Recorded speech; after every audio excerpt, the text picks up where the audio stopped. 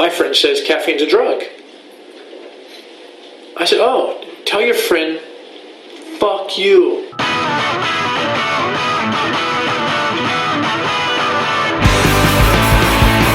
don't want to be your buddy, Rick. Just want a little breakfast.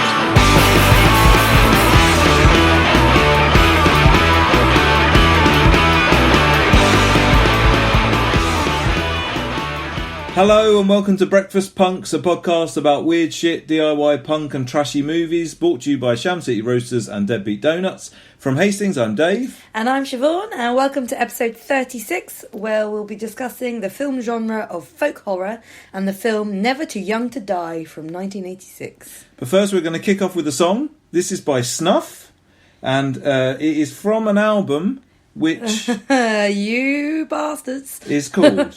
Crepuscolo Dorato della Bruschetta Borsetta Calzetta Cascetta Trombetta Lambretta Giallo Osido Così Magnifico. Hey! But the song is thankfully called Looks Alright From Here.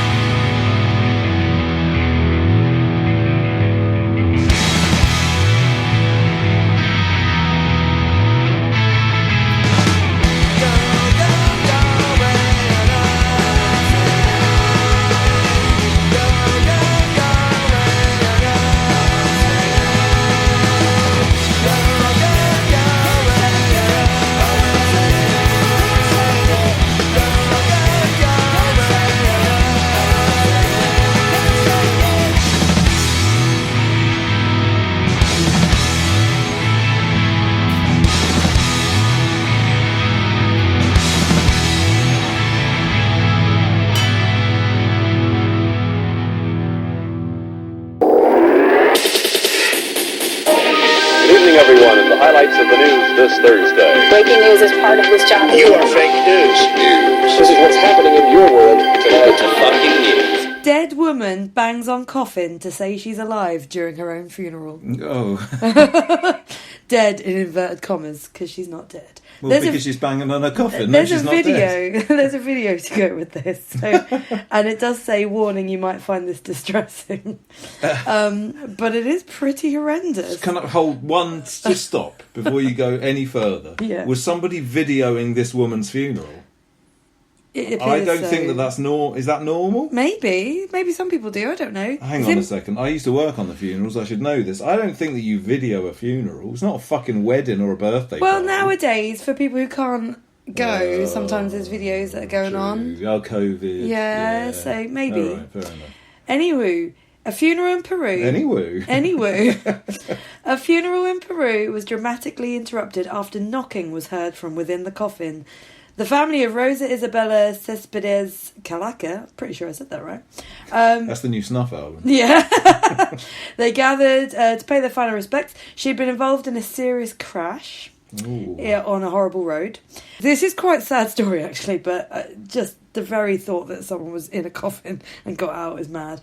The accident claimed the life of her brother, and other people in the car were very injured. She was pronounced dead at the crash, so loaded into the coffin ahead of her funeral.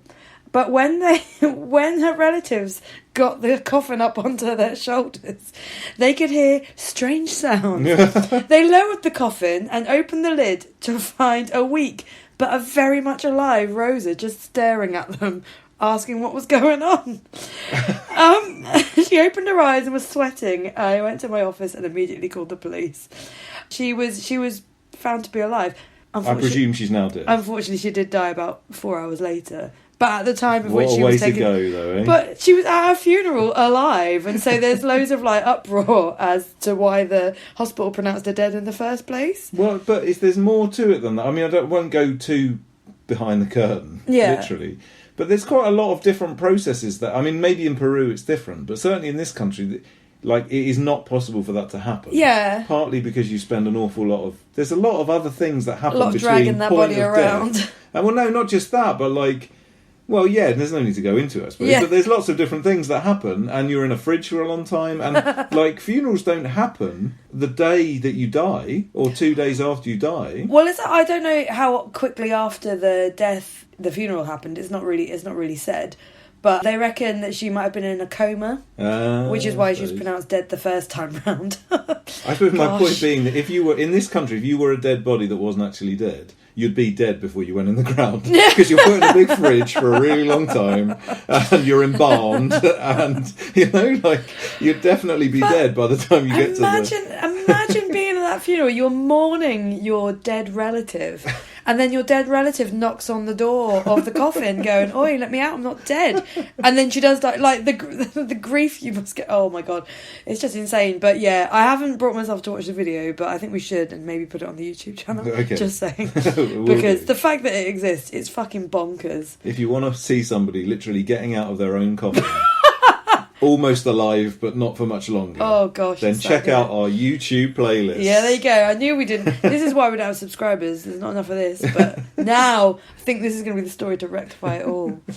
Well, a woman from Sidcup has married her pet cat in a bid to stop future landlords from separating them. Yes! Good on Sidcup, lady. Good on Sidcup, indeed. Deborah Hodge, 49, claims that she has previously been forced to rehome 3 animals by landlords because they did not allow pets in their properties. Okay. And now she's facing eviction, and she's terrified of losing her 5-year-old cat, India, who, by the way, very handsome. Gorgeous. Very gorgeous. Oh. Very nice. You'd India. marry that cat. Oh, in a second, I'd marry any cat. But she's a single mother of 2 who hopes that her commitment will show future landlords just how important it is for her that her and her cat stay together. Aww. I would suggest you didn't necessarily need to marry the cat. I mean, you could just refuse to take a flat unless they allow a cat, because more or less what she said is that she'd rather be homeless than lose her cat. But I thought the point was that she was scared of being homeless. Well, exactly. Which is why she married the cat. I think she's quite a confused woman.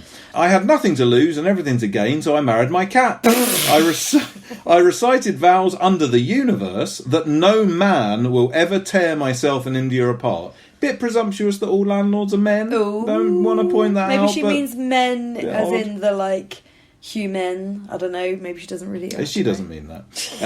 She believes that her cat is truly a sensation. She's so friendly and amazing. She is fundamentally the most important thing in my life after my children. I feel like what you say is she's fundamentally the second most important thing in my life after my children. But anyway, she's confused. By marrying India, I need any future landlords to know that we come as a package and we cannot be separated under any circumstances, as she is important to me as the children. I refuse to be parted with her. I'd rather live on the streets than be without her. Again, you can live on the streets without marrying a cat quite easily. Unfortunately, the reason she's done this is because she's recently lost her job, which is very sad. Yeah. Deborah lost her job as a life coach in March. How do you lose your job as a life coach? I kind of feel like you is there an employer? You literally make it up.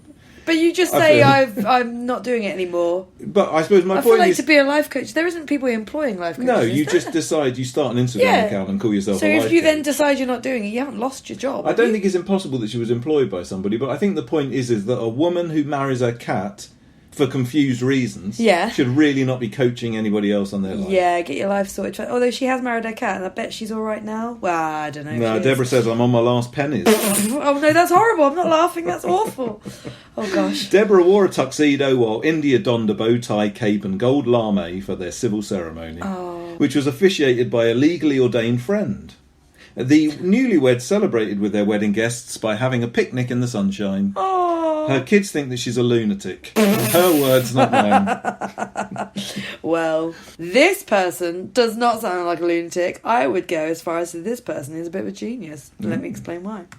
Man invents the burrito bumper that collects all the dropped food and places it into a new burrito. Ooh. This, I actually think, stroke of genius. You know those pelican bibs you used to get? Yes, for babies.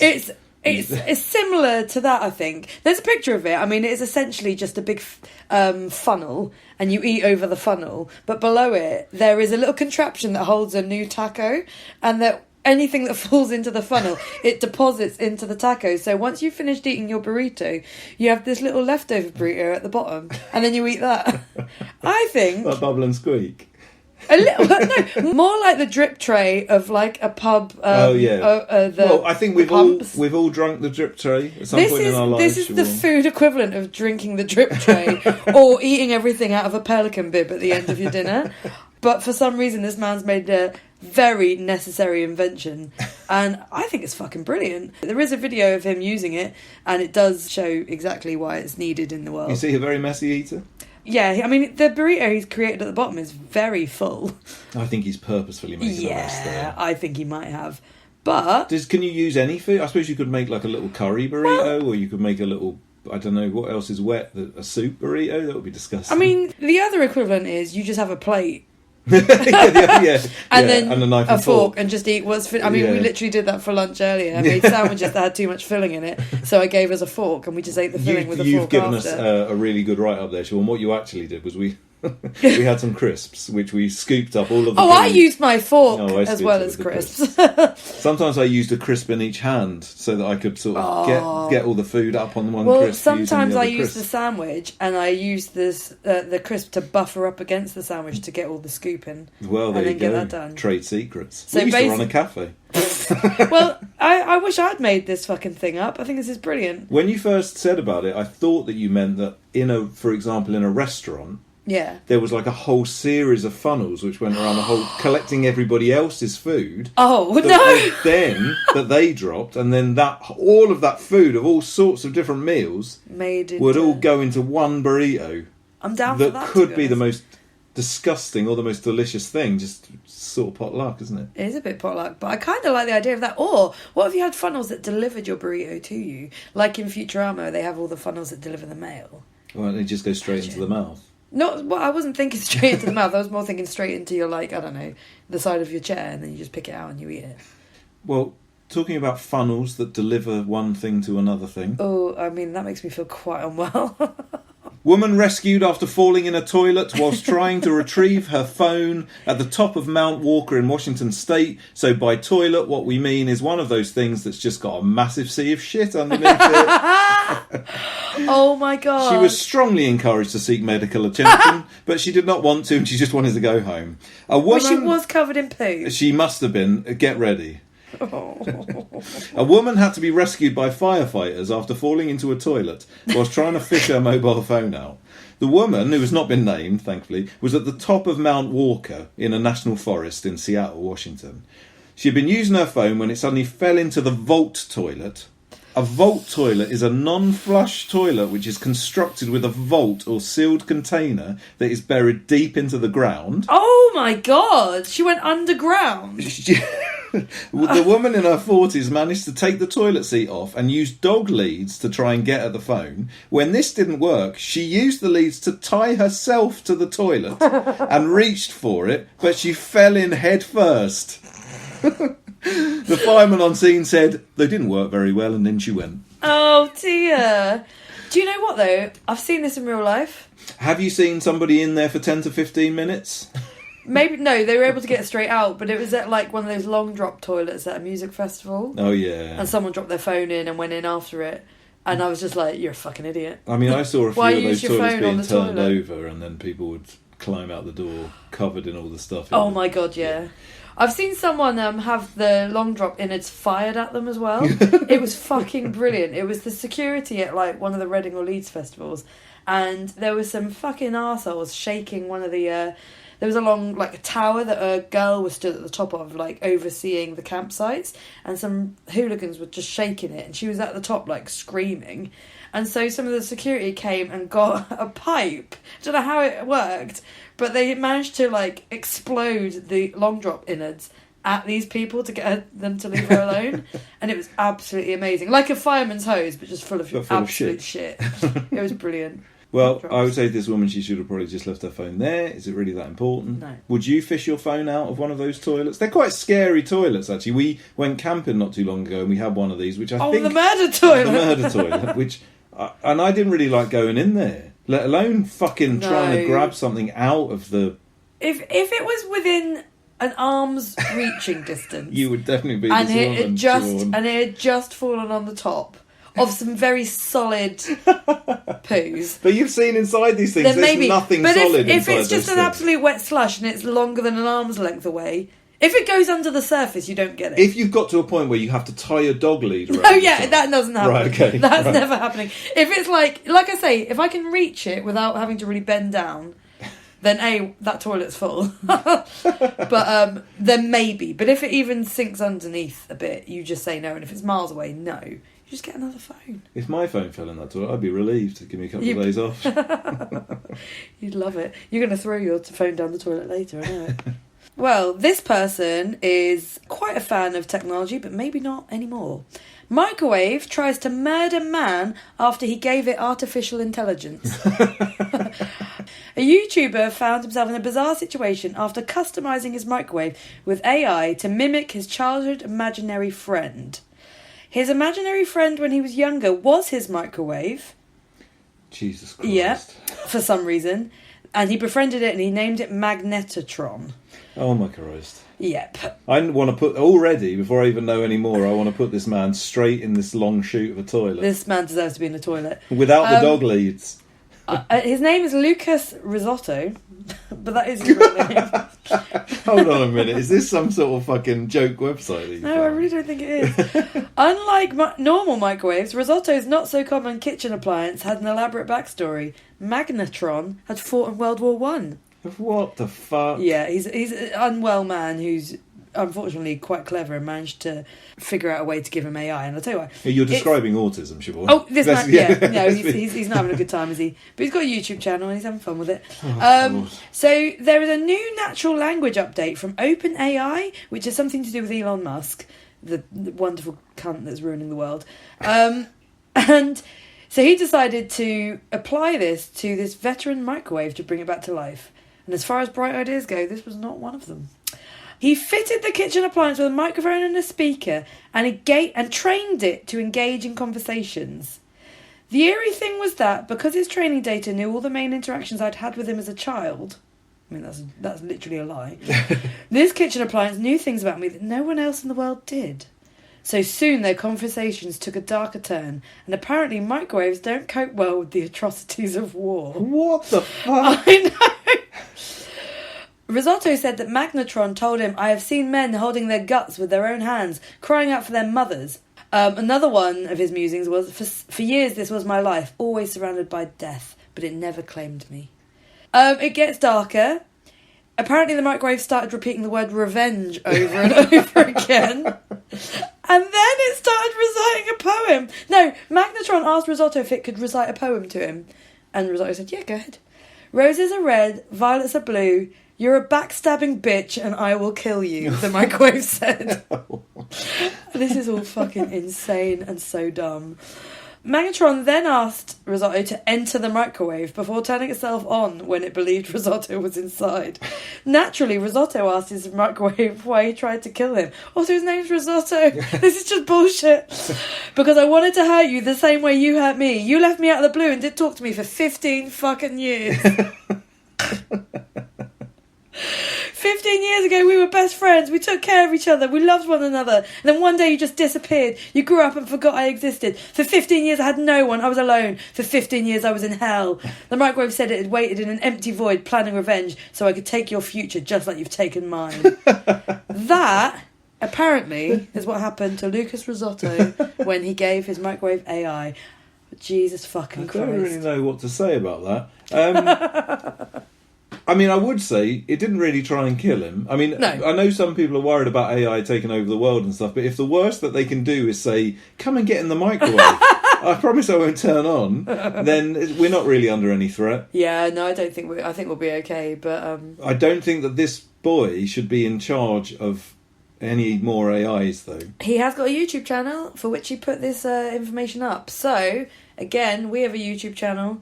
We will be putting it on our playlist for the episodes. You can all make your own opinions of Lucas Risotto. It's But going to be a banger, this episode. I haven't seen isn't it, but I already know he's a bit of a wanker. He's not all right. This is how you get famous on the internet now. You pretend to give your microwave AI.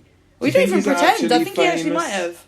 There's a lot of people like this. But do you remember when we did real life superheroes? Yeah. I feel like he's probably a similar sort of character to some of them. Yeah. And a lot of them, they lived their life on YouTube, making videos of how they were superheroes and all of this sort of stuff. But when we did that episode and I went on a bit of a deep dive and looked into them all, most of them had like less fucking views than we've got. Oh, Jesus. You know? Poor buggers. Yeah, like, you know, it wasn't like their videos were really being seen that much. There was people writing books about them because they were so mad, Yeah. or writing news stories about them because they were so mad. But actually, in reality, we just presume that therefore millions of people are like Following watching them. their Yeah. YouTube. If I say I'm a YouTuber, which by the way, You are. not really, but all right, well I won't say what I was going to say. I was going to say if you consider yourself a YouTuber, then you need to, turn your mainframe off. Okay? If that's what you do if that's what you do as a lifestyle. Yeah. Oh, you don't. You're not. You don't do that. Then I You're think fine. that's a problem for you. Yeah.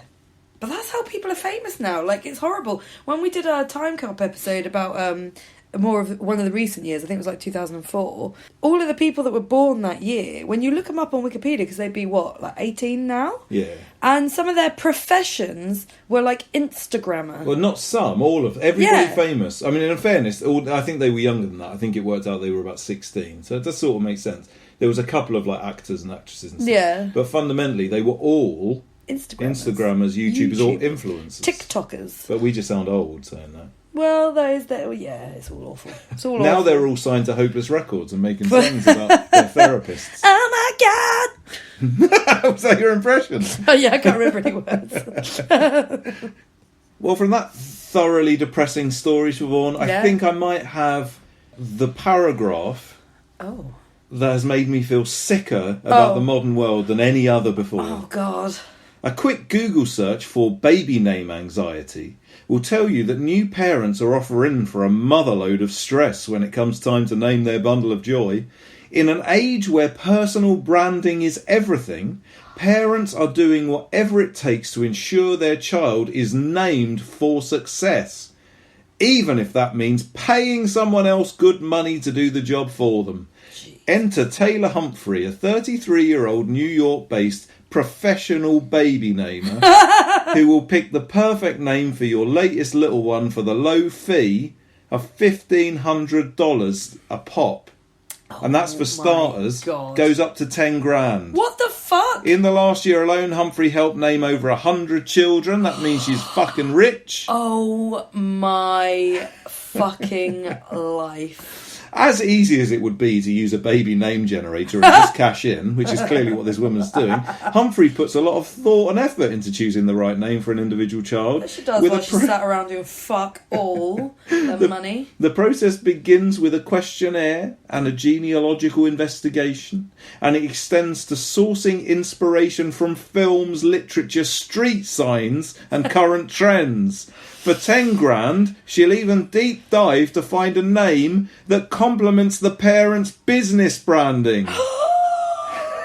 I mean, that's named who buys this fucking thing. Business branding.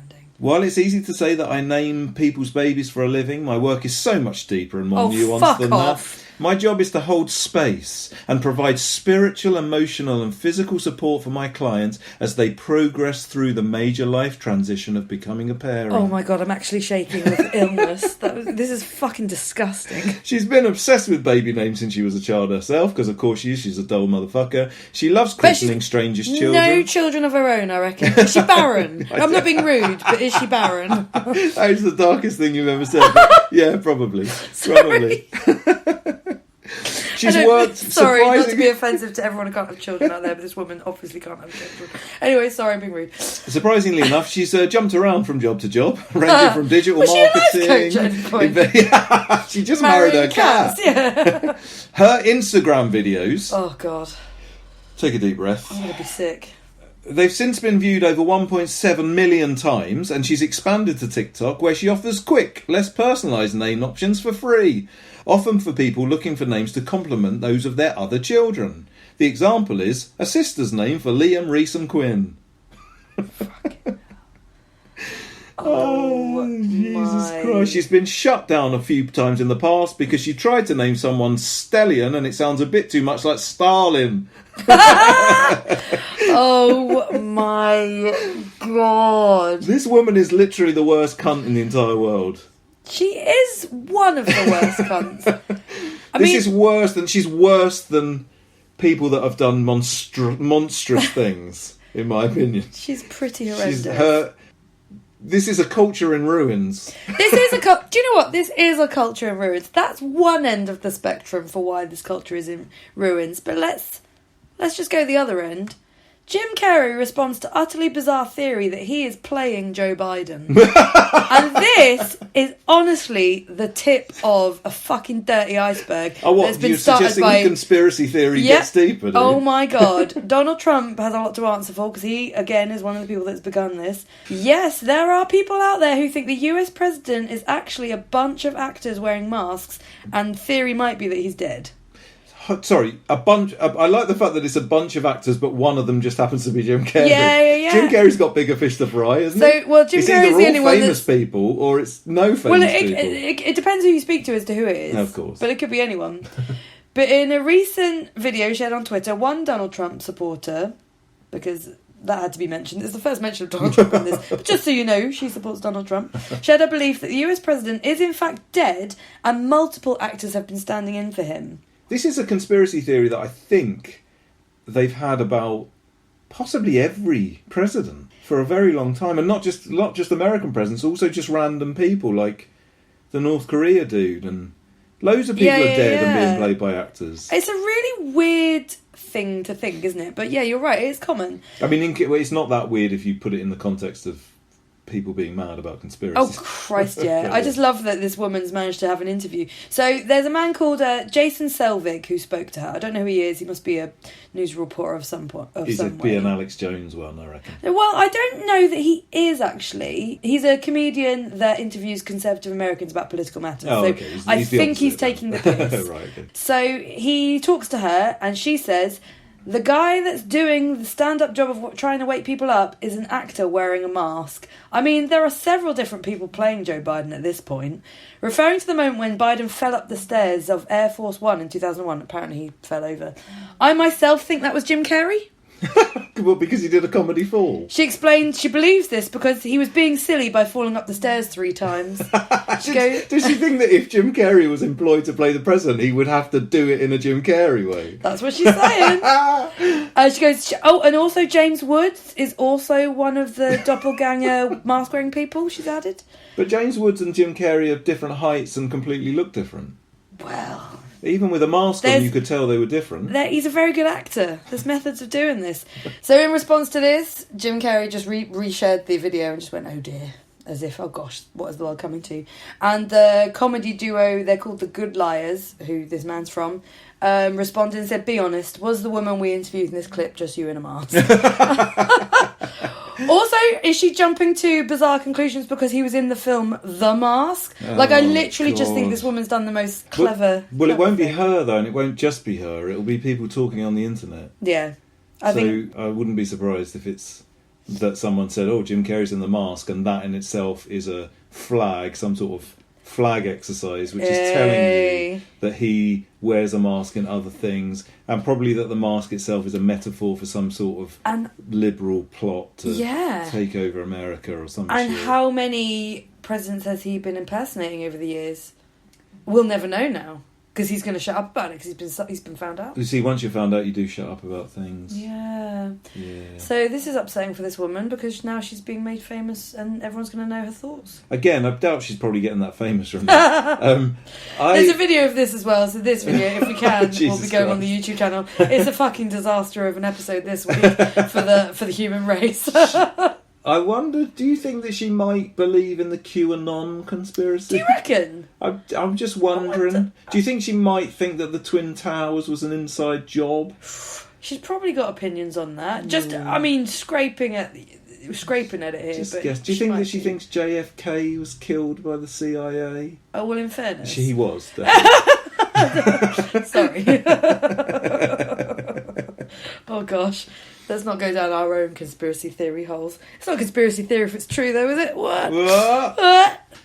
Do you think that she believes that the government are funding research into wormholes, anti-gravity and invisibility cloaks? She definitely does. Well, she should, because it's true.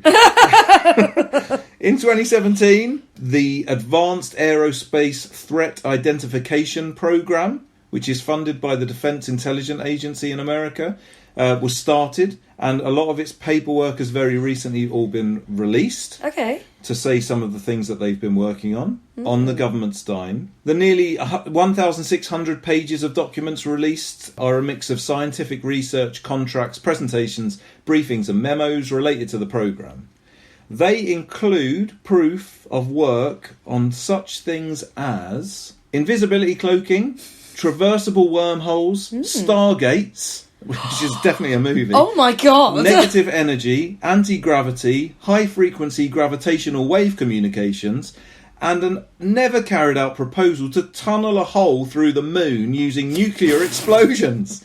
Because, one document says, gravity is the bane of aerospace transportation. Oh my god. What, so if you put a hole through the moon, then it'll all get easier? Get rid of gravity, then we can fly through space easier. That sounds sensible. I think Elon Musk will be up for that, to be honest. I was about to say, I wonder if these people ever had family that thought the world was flat. Fuck my life. Well, none of these technologies ever seem to have gotten remotely close to being a reality, but the documents do prove that the American government were working on some fucking insane shit. I am absolutely 100% not surprised by that, actually. Because didn't they license all that fucking staring at goats shit? Like, yeah. Like, this is... So this is the American government down. Yeah, we've mentioned this a few times before. John Ronson made a couple of programmes called The Crazy Rulers of the World, which is a follow-on from The Secret Rulers of the World, which we covered on this podcast. And The Crazy Rulers of the World includes... Was it MK Ultra? Stuff from... Well, MK Ultra is part of it. Oh, yeah. That's the 60s. Oh, we've talked about all of this stuff before. Yeah, I know. But, fuck it, bring it up again. Yes, it was The Men That Stare at Goats, which is a famous book. That he wrote. And, yeah, he wrote, and obviously a film that's been made, which is all based on fact of a secret government agent that was trying to make people kill goats by looking at them. Yep. And given funding to do so. As well, and given lots of funding to do so. So they're just still at it, really. I'm not surprised. The world's fucking crumbling, and if they were doing it then, they're definitely doing it now. Yeah. I am starting to sound like I could be on a Joe Rogan podcast, so I am going to slow down my conspiracy brain right this second. The man behind a lot of this is called Robert Bigelow. And he lobbied for the creation of this program, the AATIP program. He apparently owned the Skinwalker Ranch, which is a hotbed for UFO sightings. Fantastic. Which is quite famous, and a hotbed for paranormal activity as well. Hand in hand. He is also known for having a keen interest in life after death. So he's a lunatic, and he's been given $10 million just to fuck about with, in order to do all of these crazy things. Fucking fuck. Well done, the government. Oh my god. I'll tell you where it doesn't have $10 million to fart about with. But there's loads of UFO sightings, what? No, fuck. Drink driver has caught off to stick and finger up to police at a crash. That might not be quite so obvious what's happened here, but let me explain it. He wasn't suspected of being drunk driving. He was just driving past a crash that had happened in Horsford on May 9th. What's Horsford like, no? Horsford? Nah, you wouldn't go there, would you? I don't know. Nah. No? They got I think they got a famous Christmas show. Is that Horsford? I don't really know. It might be Norfolk somewhere. I don't go there. Okay. So basically, a road closure had happened whilst police were dealing with a different serious crash. And despite this road closure being in place, the driver ignored the signs, drove past the police officers and gave them a middle finger, kind of as if to say, fuck you. Don't know why. Right. And they went, well, that's not Probably on. because he was pissed. There you go. But he would have got away. If he'd have just fucking driven the other way, no one would have been none the wiser. But in fairness, drink drivers need to be caught and told off. There you go. So they pulled him over. And they said, "Oh, you stop putting your finger up at us. Are you a bit drunk?" No. And so he did the blow into the breath, and he was twice over... The blow into the breath. I don't know what it's called. He was twice over the limit. So there's a lesson here. Don't stick your finger up if you're pissed, and everyone will leave you alone. I feel like that's going to be short and sweet. That is almost Is that it, pretty much. Yeah, they just said when he stuck his finger up at us, the road didn't magically clear for him. And when he stopped, he provided a breath test of 72... whatever the units are. I'm going to call them Uggs, but they ain't called Uggs really, are they? But I don't think know you what should they are. probably know as a nurse, really, shouldn't I don't you? fucking know. 72. It should be 35 at 72. There you go. He will be charged to court. It is unbelievable, say the police, who have been sworn at by drunk men.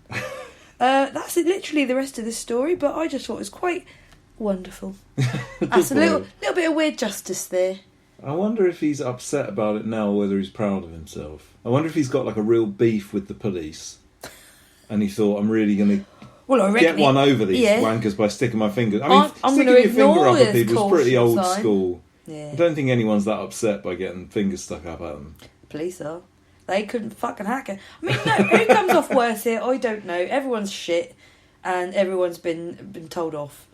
The police were told off by this man who felt just, for whatever reason, that he was allowed to do that. Again, maybe he's had previous beef. Seems like someone who might have had previous beef with the police. I think you've but got to I'm have a bit of assuming beef, a lot haven't here. you? Yeah. I'm assuming a Well, lot. it doesn't sound like the story's giving you much to work with. No. Well, this is typical of the Norfolk News, unfortunately. Here's something really rubbish that's happened and we don't really know anything about it. Have a go. Usually it's, don't worry, we're carting a mobile home down the A47 on Wednesday. And it goes in the news. Don't you think it's the most pointless job? We did a long drive the other day. Yeah. And we were driving along and there was one of them, exactly that, like one of those things where people are driving a home. The big mobile homes. Mobile home, Yeah. but like the massive ones that Yeah, I think the are fucking actually, huge they're not ones. even mobile homes, they're actually going to be homes one day. Oh, you mean I think. those like static homes? And there's someone driving behind Oh, yeah, and in front. telling you to be careful about the massive fuck off thing that you could not see, and if you're gonna not see that, you're definitely not gonna see the pissy little car with a little bit of high vis on it saying warning. Warning, the car in front of me's fucking huge. It's huge, it's got a house in it. The one behind me's huge, the one in front's huge. What a Be fucking careful. waste of a life. Talk about bullshit jobs. 2 people are just driving cars along for no reason there. That's fucking true, isn't it? That's fucking true. Maybe they got the lunch of the man who's driving the mobile. Well, he's got a big fuck off lorry. He can but fit it's his got own lunch in It's got there. mostly house in it. If anything, They've got he's carrying the sandwiches. lunch for the 2 pricks in the little cars. It is a fucking pointless job, isn't it? I feel like this episode's news throughout, right up into Norfolk News, has Humanity. we've been a bit down on people. Well, in fairness, We'll find the some people nice, have, happy ones. the people have shown themselves up this last 2 weeks. Well, they I'd have, but say. we could have picked a load of different stories where people are like, you know, being kind to dogs. One man made a burrito holder, That's a good point. and another woman married a cat. Yeah. So, in fairness, Both of them do seem like just massive lunatics, though, don't they? oh well. Should we play some music that's happy? Yes. Although, actually, the name of this song is so appropriate. So appropriate to everything Okay. we just talked about. This Oh, was I'm not excited. deliberate. This is by an Australian band called Dr. Shaw's Unusual Practice. They're fucking That's a brilliant. beautiful You name. should totally check them out. It's from their album Remember the Future album. And they've got loads of stuff up on Bandcamp, and you should definitely check them out. But this song is called How Can Anybody Be Sober These Days? Yes!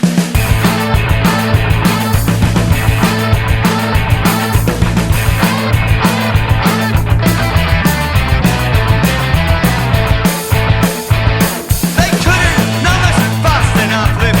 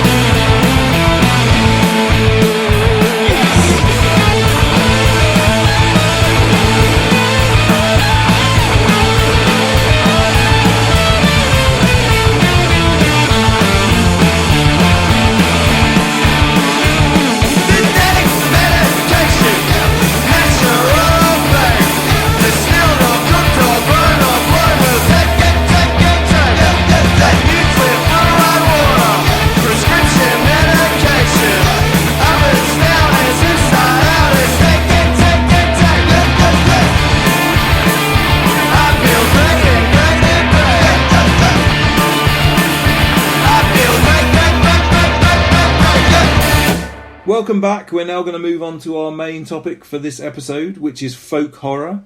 Part of the reason that we're doing that is that it's a subject that we neither of us really knew that much about. And I mean, on reading about it and learning about it, I knew nothing about it. Oh, there you go. Out. Yeah. I sort of knew a little bit about it, or at least vaguely, but I didn't really know many details. And we thought it was appropriate because we just had May Day here in Hastings. Well, everyone's just had May Day. But it's a bit different in Hastings. In Hastings, we have a big Jack in the Green parade and celebration thing.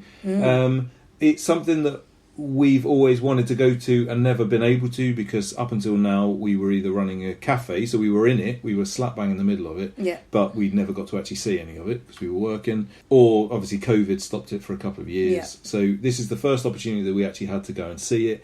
It's a celebration of sort of, I don't really know the ins and outs of it, but it's more or less a celebration of weird pagan shit. And the entire town seems to just come out and watch this insane, oldie-worldy, kind of cosplay, but kind of genuine version of a Jack in the Green festival, where they walk through the town, everyone gets pissed in the morning. It's made all the more interesting by the fact that something like 20,000 bikers also happen to just come down to Hastings on that same day, for completely unrelated. So the town's absolutely abuzz with kind of activity.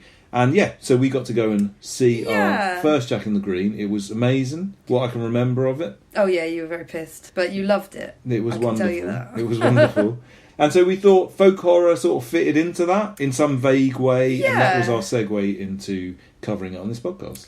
Definitely. So, like, the background of Jack in the Green, loosely, it's a pagan ritual, and it's the slaying of Jack, who is this leafy deity. I don't know if you call him a creature or god or whatever he is, but the villagers or the people of the local area slay this creature, and if he's successfully slain, then there will be a good summer and therefore a good harvest. And so that kind of leads us on to where folk horror comes in. So folk horror is a subgenre of horror film that is usually based around the folklore of a local area. It's predominantly an English thing, or at least the traditional version of folk horror is. And it's based on things like superstitions, rituals, and generally anything that the local folk would be worried about, and how that kind of features into creating threat and fear for the audience. I don't know whether the folk element of this it also has ties, I think, to some extent to like folk music. And it definitely, when majority of the big folk horror films were made, it was kind of a folksy time, for want of a better description. We're talking sort of late 60s, early 70s, and it was very much like people going back to the land, and generally kind of an appreciation of the old ways, a little bit within popular culture, I think. Agree. And so I think the use of the word folk is kind of twofold in a way. Yeah, definitely. The genre is covered by a couple of different, very different documentaries. There is a brand new one, or relatively new one, called Woodlands Dark and Days Bewitched. Sounds beautiful. Which is probably the most folksy horror collection of words you might ever hear. And that is a really big, like 3.5 hour long documentary, which kind of tries to get hold of exactly what folk horror is. And it does a really good job of covering that, which we will now try to sort of do ourselves. Yeah. But also, quite a long time prior to that, I think in 2007, Mark Gatiss from the League of Gentlemen made a series where he talked about horror.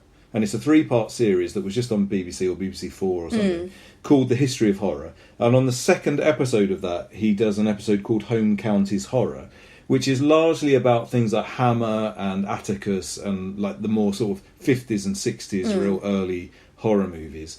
But there is a short period in it where they talk about folk horror. Yeah. And generally speaking, that is where the term comes from, which I was quite surprised to find, because on the other documentary that we watched, there's a guy who comes across as a bit of a prick anyway, so I wanted to not believe him. But where he says, I came up with the phrase folk horror in 2007, and I thought, there's no way. This has been around for years and years and years. This man's a lunatic. But it turns out that is generally considered, although it was used prior. And the guy that made The Blood on Satan's Claw, which is one of the main films, has described it as a folk horror film.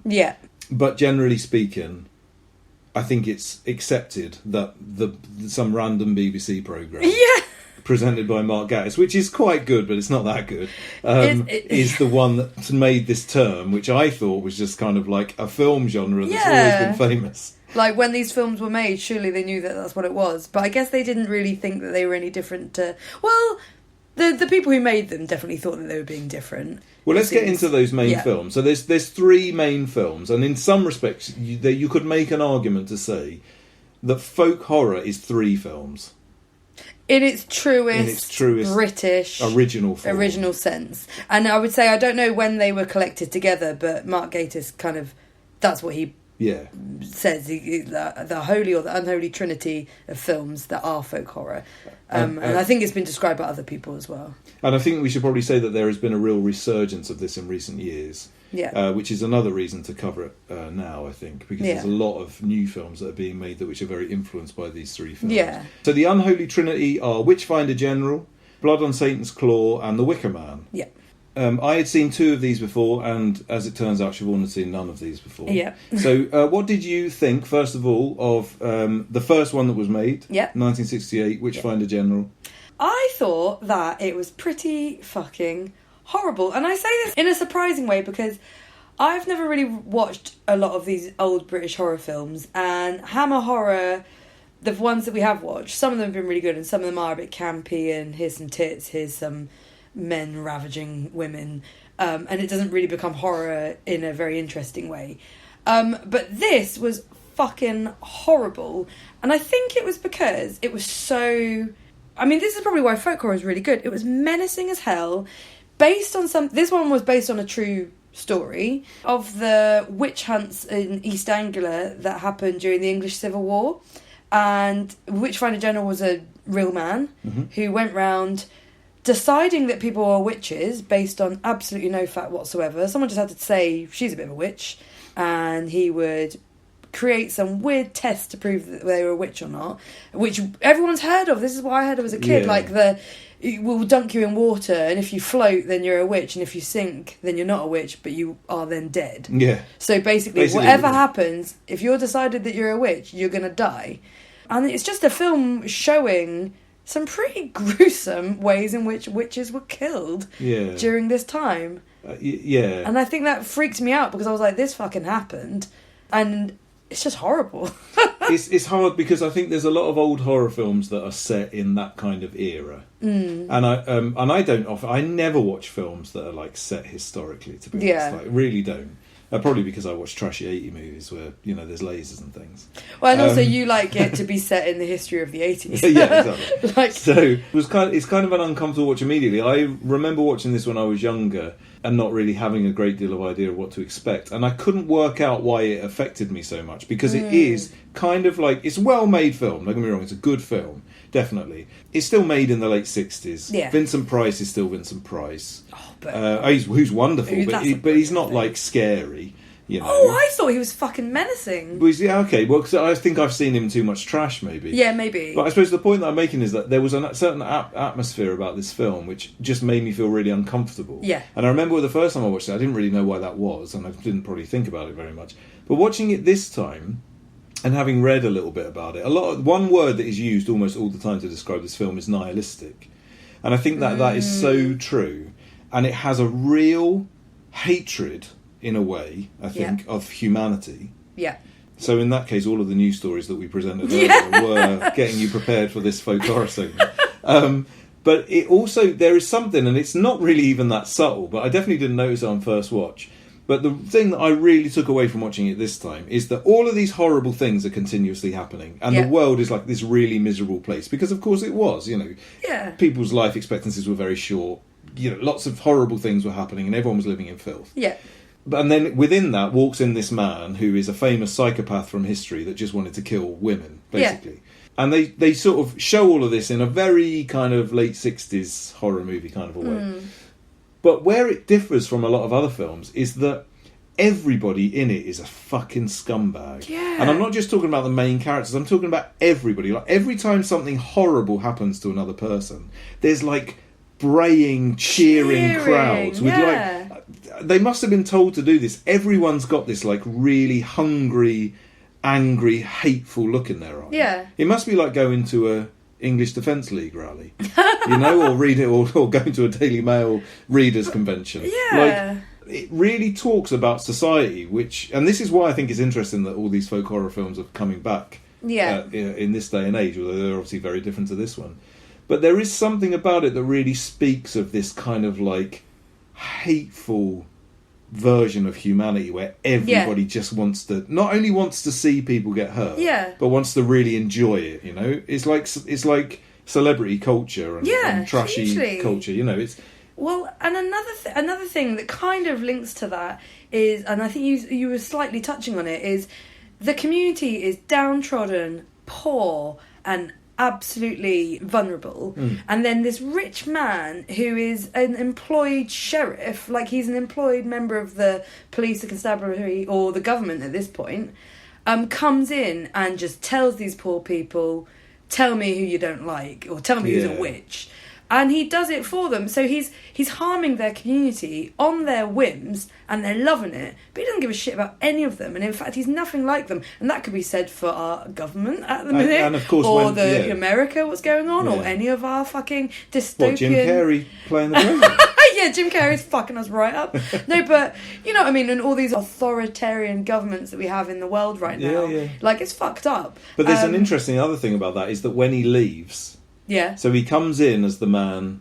They say, "Oh, we think this person's a witch or whatever." He completely decimates the community, and then he just fucks off. Oh gosh, and then they just got to live with it, and they're the ones who feel the guilt because he's a psychopath. Yeah. He doesn't give a fuck. He doesn't have any feelings. He just wants to kill as many people as he can, have sex with as many people as he can, and just have. But then also they think that he's done them a favour because they had a witch in the community. So it's either they think, "Oh shit, that wasn't true," or "Oh, thank God that really amazing man came and got rid of all of our witches for us." But they're left with all the guilt, is what I mean. They've still, even if they don't realise it, even if they think, "Oh, we've got rid of a witch," there's still that element. There's still all of that guilt that you're left with. People that voted for Brexit might be still sort of be saying they're happy for Brexit, but they've got a bit of guilt going on in the back of their minds because they're questioning it now. Some of them aren't. But a lot of people are. A lot of people, they may not say, "Oh, I feel really guilty about that," because that's not how human beings work. But their lives are going to have been negatively affected by the fact that they'll always look at themselves and say, "Oh shit, did I fuck up there?" Well, even like the next day, everyone was like, "Oh shit, I didn't think it would happen." Yeah, exactly. Anyway. And here we are. You can see how this episode is going to go. Yeah, we've got a long list of things to get through. So we move on to the next one, which I had never seen before. Nope. Which is I've called never heard of. Blood on Satan's Claw from 1971. It's directed by this guy called Piers Haggard, who I'd never heard of, but he was a director of the time. He did a lot of horror movies and stuff. And like we said earlier, he's the one that originally described this film as a folk horror. Yeah. I think this one is the most typically, and I say typically, knowing the Wicker Man's coming, so it's not really the same, but very folksy, very countryside-y, and the director, Piers Haggard, made a point of saying this is about the countryside and how eerie it can be, and you don't know what's under the earth. And the whole point of this film is digging up of the earth, unveiling of like what can happen in a community unwatched sort of thing. We've got all of these cities happening, but what's going on in the countryside? And and he's really proud of the first scene, which is a man ploughing up a field, and you can just see the muck, and it's really grotty. Yeah. And then he digs up a skull with an eye in it and a worm, and it's like, that's how the film begins. Which, unfortunately, probably in the context of the modern eye, looks a bit crap.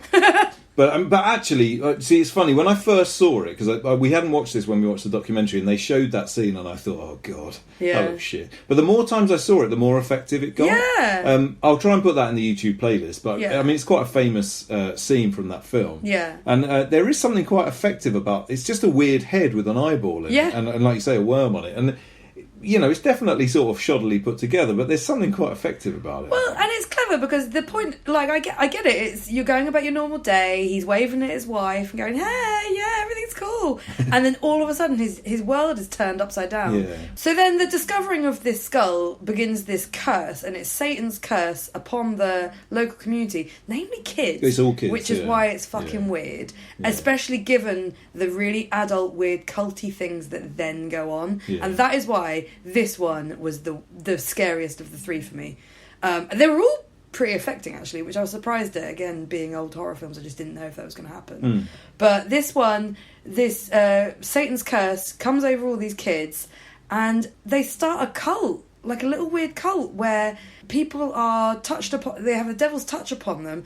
They start growing skin, and that skin is to be harvested that the devil can put a skin of child's skin on and take human form. But it's kind of like hair. It's weird. Yeah. There's something really unpleasant about that. Yeah, that skin that grows is like just sort of a patch of weird hair. Yeah. And which isn't unlike, in an unlikely place. So it's on their thigh or something, and it's like this thick, almost like goat-like hair. Yeah. I think it's supposed to be goat hair. Yeah. And there's something really grotty about it. There's something really like body horror-y about it. It is. Where you sort of, it made me feel a bit uncomfortable because, again, it's not like the special effects are amazing. Yeah. But I suppose that's a fairly easy thing to do, to stick some hair on someone. But fundamentally, you know that they've just stuck some hair on someone. And maybe because it's kids as well, there's something about it being kids that I think, I don't know, it's really horrible. It really is. It's really grotty. It really is grotty, and it's because it's such a simple idea as well. Yeah. Like, because it touches upon the devil's curse. That's what it is, isn't it? The devil's touch is brought up in the Witchfinder General as well. It's looking upon your body and finding that you have a mark upon you that now means you've been cursed by the devil. Well, that's one of the ways that they supposedly were able to tell if you were a witch or not, which is basically if you've got a birthmark or a mole. Yeah, exactly. Really, so. And in this one, it's kind of it's touching upon that because some people who have, people have patches of weird hair where they might have moles or where they have birthmarks. And so it is a bit like touching upon things that people were a bit scared of already. So we look at it like that's grim and actually really effective the way that they've done it. But people at the time, this was a thing that people were getting scared of. People were getting into witchcraft and getting into the occult and getting into devil things. And so this is the kind of stuff that people were worried about. So like you say, then to see it on kids who are meant to be innocent and, nothing has come of them yet. Particularly these sort of folksy, oldie-worldy, like innocent children playing in the fields. Yeah. They're really...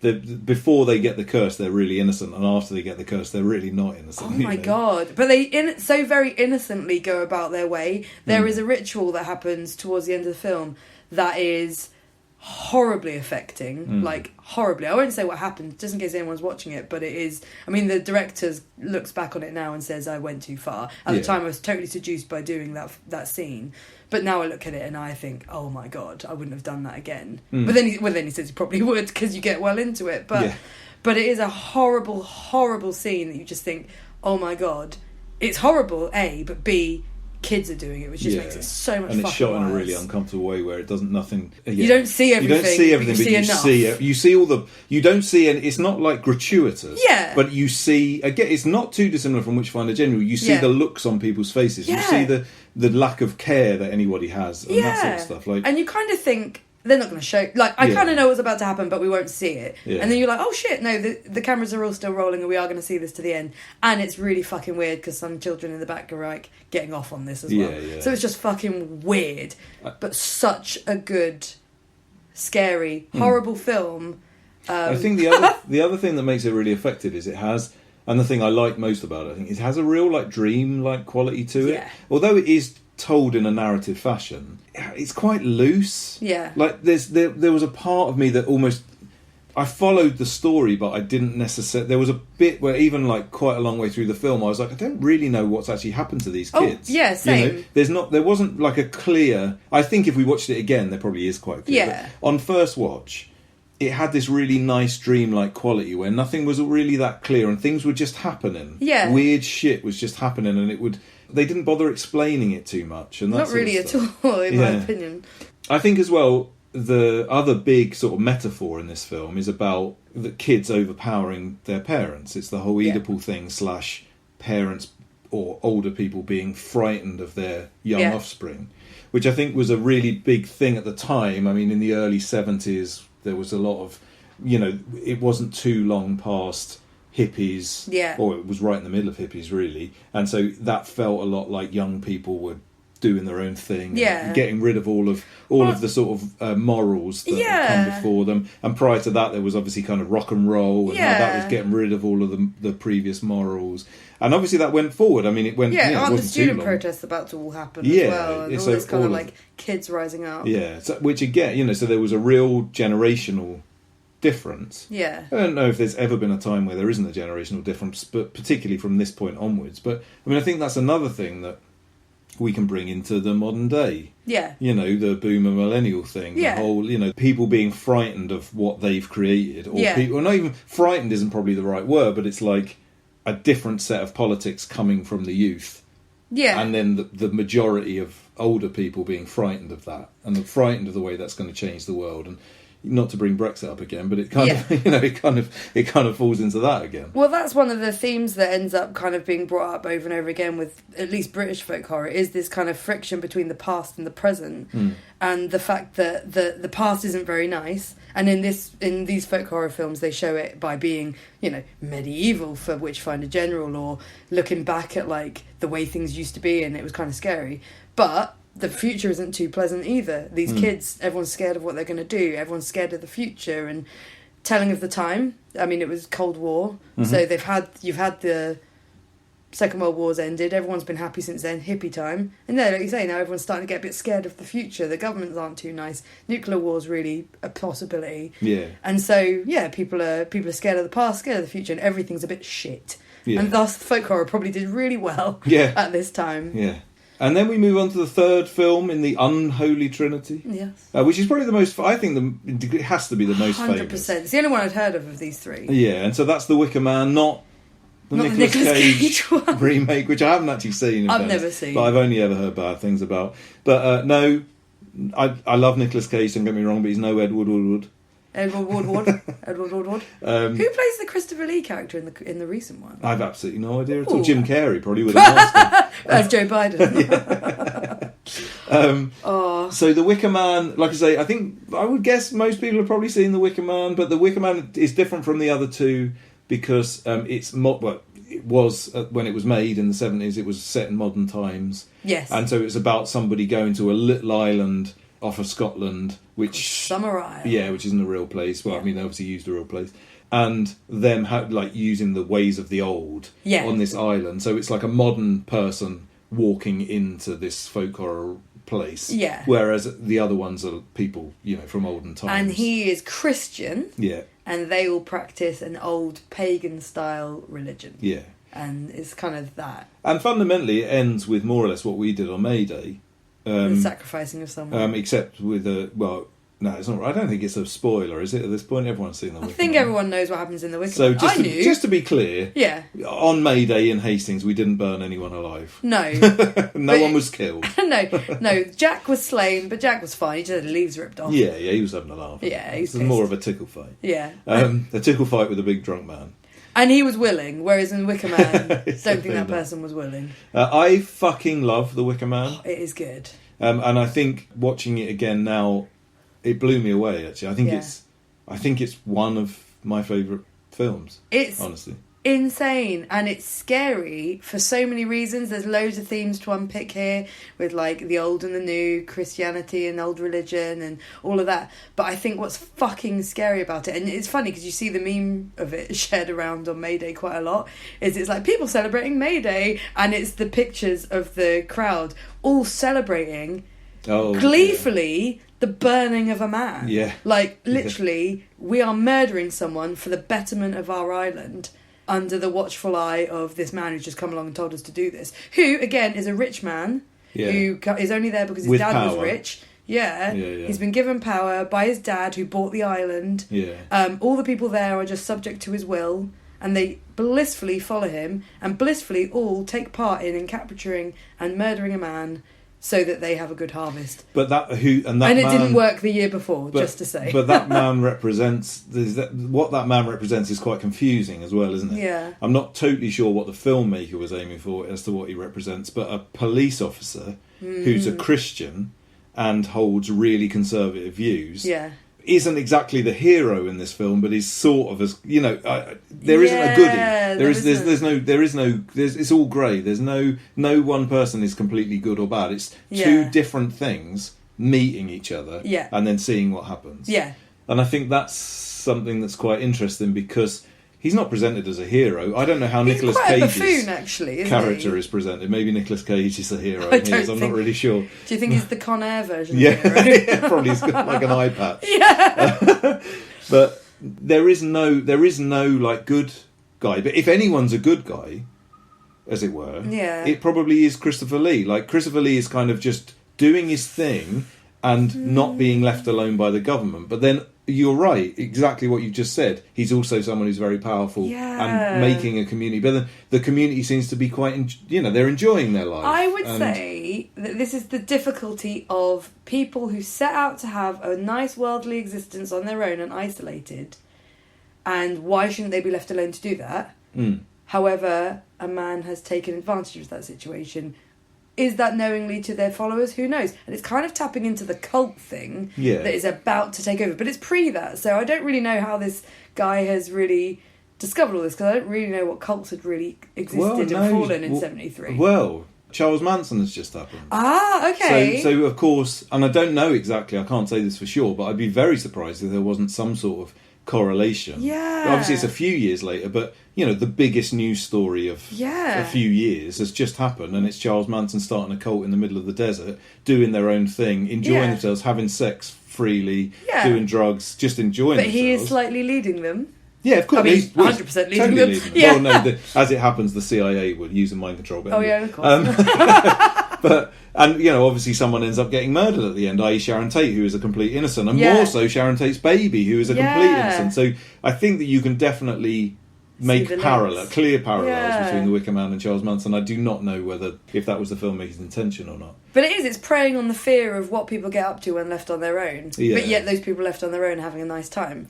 I think unless you get involved and then you're fucked. But I think there's another question about those morals and when you remove certain morals. So from my perspective as a godless person, if I had a kind of opinion on the community that was being, that existed on Summer Isle, I saw that as kind of this fairly idyllic thing in a lot of ways. I could see the problems. At least to start with. But it seems like there's a group of people that are doing what they want, but as a result of that, all of their morals have been reduced.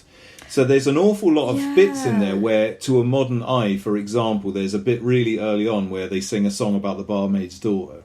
Oh gosh, and it's really sort of sexually explicit. It's basically every man in a pub singing a song to a young girl about how they all want to have Walter does it about how they all want to have sex with her, and she's giggling along. Now, in a modern eye, you look at that and you say, well, that's actually really problematic. Yeah. Right? But one thing that I don't have an answer to this, but one thing that struck me was, is that problematic in the context of this is an island of people where sex is completely free? For example. Oh yeah, because they're all doing it in the gardens later, aren't they? So there isn't the same moral code that we have. So therefore, the idea that all men want to have sex with all women, and vice versa in the context of this film, and women and women and men and men and everything else, like if that's just the norm, is there a problem with singing a song about how they all want to have sex with a bum? Is true. That obviously there is. It was a bit of a mindfuck for me. Well, there's another bit about when you're talking about like questioning morals. There's a bit where a child's gone missing and absolutely no one gives a shit, and then it kind of turns out, maybe, although no spoilers, but it kind of turns out that maybe that child's been sacrificed, or at least Edward Woodward is led to believe they've been sacrificed, and everyone's willingly leading him on to believe that, and he cannot fathom that these people don't care and that they think it's okay. In fact, they all claim to have never even heard of her, and that all kind of transpires to be something else. But for most of the film, you're like, holy fuck, these people don't care that a 12-year-old girl has gone missing and is likely dead, and likely they murdered her, and that's meant to kind of give you the insight into, I don't know, is it meant to show you how much or morals can be transformed by someone else's ideal of what goes on, or what's right and wrong in religion, but then equally what is right and wrong in religion is different for everyone. Well, exactly. Is that also just a case of something being normalised to some extent? If human sacrifice for the sake of argument was a completely normal part of this community, obviously we would look at that as being, that's terrible, that's someone getting killed. But if it's if you went to a tribe somewhere and they were doing something that you didn't necessarily agree with, there's that problem with placing your morals on other people, you know. But that's one of the big things about folk horror, though, isn't it? It's a huge theme. It's that kind of, it's the unknown to you, so you're scared of it, and you don't understand it. And specifically, if you come from the city, if you come from civilization, and you lead this normal life, you know, in inverted commas, you lead a normal life in a normal place in a normal house with a normal job. Yeah. And then you go and you see this other thing that other people are doing, and they all look happy. And they're all, God forbid, probably having a better life than you are. They're actually enjoying themselves. Exactly. You know? Well, that's one of the other themes that kind of comes up a lot is that kind of anti-gentrification, past is unpleasant thing, which we've already mentioned, but also this class system. The middle class living in the cities are a bit scared of what's going on in the countryside. Yeah. But also, God forbid, it might actually be better. And then what are they going to do? Shit, I've made my life. I've done really well. I'm in the city. I'm working really hard. And I've gone to the countryside and found out it's a bit weird, but maybe it's better. But maybe it's different. And maybe they're happier. Who knows? Yeah. But again, truth could be said for now. And we'll get on to the revival stuff in a little bit. And so those three are really the main ones. So this idea of folk horror, which was basically these three films, was never actually named or anything. These films weren't necessarily considered, they certainly weren't made by the same people, or they weren't considered to be this new genre. But over the coming years after these films were made, there was a number of other things that were made which sort of fitted into this pattern of folk horror. Yeah. And weirdly, an awful lot of them were like BBC TV series. Yeah. There was like Doctor Who episodes that are considered folk horror. There's Quatermass, which is a really famous kind of ongoing, sort of started more or less as pure sci-fi in I think maybe even the 50s or something, and Hammer Horror made a bunch of films, and so but one of the Quatermass films is considered really folk horror. There was a load of these things called Play for Today, which they were just like one-off hour-long BBC things that I think were shown at lunchtime on weekdays or something. And there's a really famous one called Pender's Fen, and another one that's called Robin Redbreast. And both of them are have really strong folk horror themes. There's a kids show called Children of the Stones, which I watched when I was really young, even though I think when I was really young it was really old even then. I think it was made in like the early 70s or something. But you know, that had loads of folk horror elements in it. So there's kind of loads of places that you can go. There was a bunch of ghost stories for Christmas, which were all written by this guy called M.R. James, who's quite a famous writer. East Anglia boy. There you go. And he'd written loads of literature, and there was loads of people from literature that you could probably plonk into folk horror if you really wanted. I read a Shirley Jackson book quite recently, and that's considered folk horror, and is in a lot of ways. But, you know, she was writing in San Francisco in the, I'm not even sure when, maybe the 40s or something, and so that definitely wasn't official or anything. It's just that a lot of the themes kind of come up. I would be remiss if I didn't bring up the one thing that I found which fitted into trash movies, but also folk horror. Oh, I think it's very important that we found something to fit in with our theme, and that was a film called Lair of the White Worm by Ken Russell, which is batshit crazy. It's fucking brilliant. It's got Hugh Grant in it. It's wonderful. Yeah. It's on Amazon Prime, I think. Yeah, it is. And I would really recommend, if you like trashy movies, we're not going to have time to talk about it very much. Yeah. But if you like trashy movies and weird movies, it's crazy and it's I so enjoyed it, brilliant. Beyond the point. I hoped I enjoyed it because the woman on the front cover is quite iconic and just looks like a beast. But my God, it's complete trash, but it's really quite fun to watch. Yeah. So a couple of the other themes that come up a lot in folk horror and kind of lead us to some of the more recent ones or the American films. Psychogeography comes up a lot. The idea that a place can evoke a feeling, or there's I can't really describe psychogeography all that well. Okay, so psychogeography we could talk about for hours. It's going to be difficult. And it's going to be very difficult. I read this book by this guy called Andy Sharp. It's called The English Heretic Collection, and he runs a website which is called English Heretic.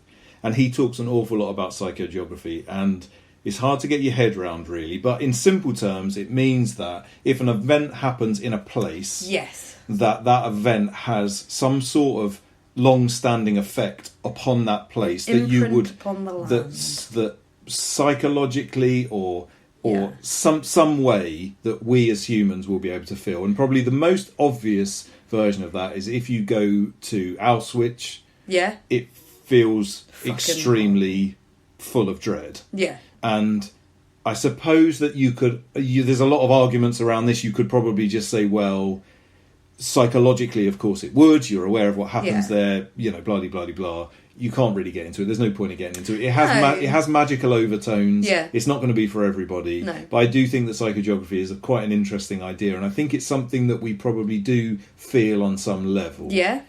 And it's picked up on and used in folk horror. It's definitely a thing. Like, for example, a lot of the places used on set are often places that have had certain events happen. East Anglia is full of, against where all the witch burnings happened, it's a lot of old occult, pagan, and lots of stuff happened there in the English Civil War era.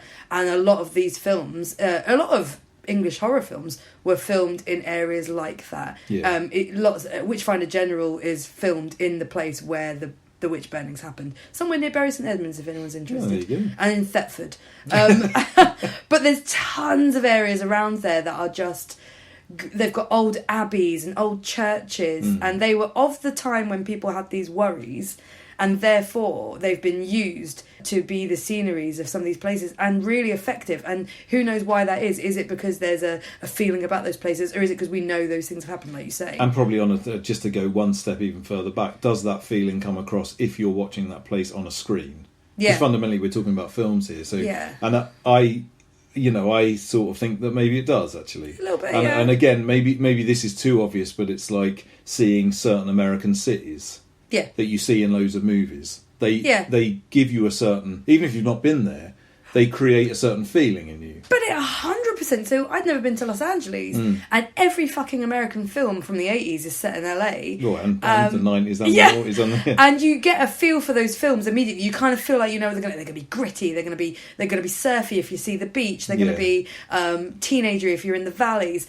And then when we went to LA, as soon as we were in like Sunset Boulevard, I was like, I feel like this feels like the movies, and I can't tell you why. Yeah. And you go to downtown LA, and you're like, this feels like the movies, and I can't tell you why. I think what you're describing, seeing a taxi cab in New York, you feel like you're in all those movies. Yeah. But what you're describing is definitely psychological.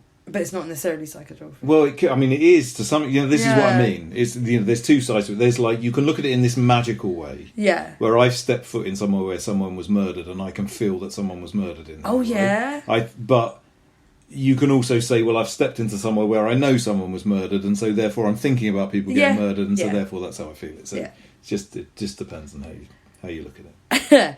And one of the other big themes that comes through, which we've kind of mentioned, but we can sum up a bit better, is we make new rules and we do not go back. And going back is about superstitions and occult and witchcraft. And folk horror always picks on... There's always this tension between the past and the present and the future. And one of the ways that the past is brought up, and is a little bit of the scared of the kids and scared of the current, is through using superstitions, is using occult and using witchcraft. And that stuff is a huge theme in the old folk horror, but it's probably the one that prevails into some of the more modern day ones. It leads us to cults, it leads us to witches, and it leads us to all this stuff that you see in the horror of the time, but also you see it leak into the American films. Well, I think, just to say as well, in the context of the revival, which is happening at the moment, I think that is a really important point about the revival, because the revival has come up since technology started becoming crazy advances in technology have happened. And I think that is very much something which is going on at the moment. Even though it's in this weird way, we all feel like we're moving into this sort of almost sci-fi future where, AI is taking over people's microwaves and, this sort of thing. Speaking of the horrors we saw at war. But no, we are in this really unusual time right now where I don't think anybody quite knows what the future looks like, but we all know it's not going to look very much like what we're doing right now. Yeah. And we've talked about this before, about this concept that more or less since the 60s, every giant leap has become half the distance from the giant leap before it. Yeah. And so we're at a point now where almost every 2 weeks or something we're having a giant leap forward. Yeah. And we're not necessarily always seeing the results of that, but I think we're going to. I mean, I think there's, with AIs and all those sorts of things. And so I think that's one of the reasons why folk horror has become so important, because that idea of never moving back. Yeah. I think we might just be, I hope, and I think, my theory, is that we're about to hit a point where people actually want to move back.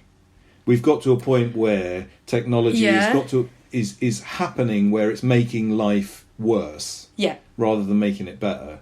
And I think that, personally, just to get on my soapbox a little bit, I hope we're about to have a sort of almost like neo-Luddite revolution whereby people will say, hold on a second, all of these amazing advances, yes, I can talk to someone in Australia on my computer, but I've just realised I've not spoken to anyone down my road for the last 2 weeks because I've just been looking into my computer. And so I think that there's elements of that which are almost like the opposite of the folk horror ones. Yeah. Where the folk horror ones were always saying, we've got to move forward because the past is really scary. I think we're entering into a place now where it's like, we've got to stop moving forward because the past looks so much better. But then, folk horror is this weird, like, on both sides of things, because folk horror also embraced the idea of recognising people were losing touch with their communities. So that's why they were focusing on the wider community. It was playing on that fear. And I don't think it was always saying that the communities that are isolated... I mean, one of the issues is that you could be isolated, but the other issue was...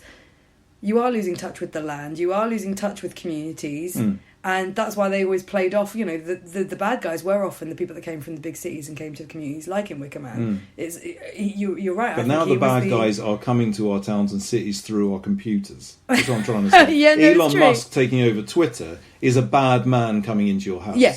You know, if you want to look at it in that way. Yeah. And I suppose, and I'm surprised, I'm constantly surprised by the amount of people that I know who it's very unlikely, but they've all got allotments. You know, I think that there's a slight turning of the wheel where I think that lots of people are kind of starting to just be like, I need something real. Yeah. My work is no longer real. I'm not even going into an office anymore. I'm just moving from my bed to my desk. I mean, we do this. I'm not. This isn't against. You know, I'm not having a go at anybody else. Like, you know, I'm not engaging with my friends. I'm just texting them. I'm not actually engaged with anyone. I'm just posting things on social media. Yeah, and that's not a brand new thing or anything. And I probably just sound like an old man saying this, but I do think that there is a point where like younger people aren't getting into Facebook. Yeah, Facebook is going to be like MySpace soon enough. Yeah, they're getting into social medias that are more interactive. Yeah, like their TikToks and their which I don't understand, but from what I can make out, they're a slightly more positive version. Yeah, slightly more oldie worldy version of Facebook. I don't know. I don't really think we understand. We're going back to the land. Back to the land. Well, before we get fully into the revival, I just wanted to quickly bring up the other folk horror around the world, namely America, but there's a few other places, and kind of how it's very similar to British folk horror, but they use different modes of telling that, you know, story of being scared of something.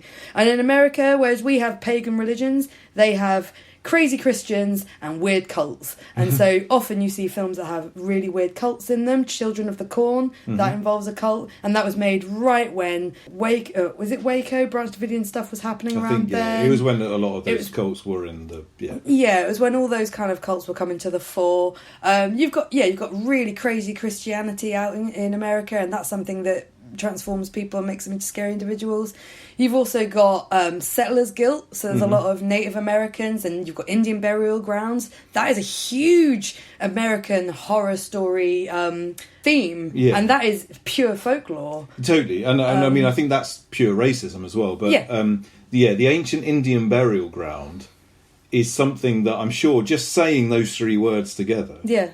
You know, if you moved any of those around, it wouldn't be, but probably everybody listening to this will immediately know that from something. Yeah, exactly. Ancient Indian burial ground. It's used so many times, but it's actually, it's a completely made up concept. And of course, it's used in these really slapdash ways. Yeah. So the one that jumped to my mind when I first heard it was Pet Sematary. Yeah. Which is another Stephen King, like Children of the Corn. And you know, Pet Sematary is a silly story about someone's cat coming back to life. It's a bit of a freaky film, to be honest. The remake is fucking dreadful. But the remake is, they really went for some folk horror elements in the remake. They really botched it, but they really did. Yeah. But, you know, the actual film itself was just this trashy film about someone's cat coming back and it's evil. But they still just chucked in the ancient Indian burial throw ground, that in there. And it's very slapdash when they use this concept, I think. But it's this kind of the background of America feeling very guilty, but they don't own up to it. But, you know, the British people that came over after the English Civil War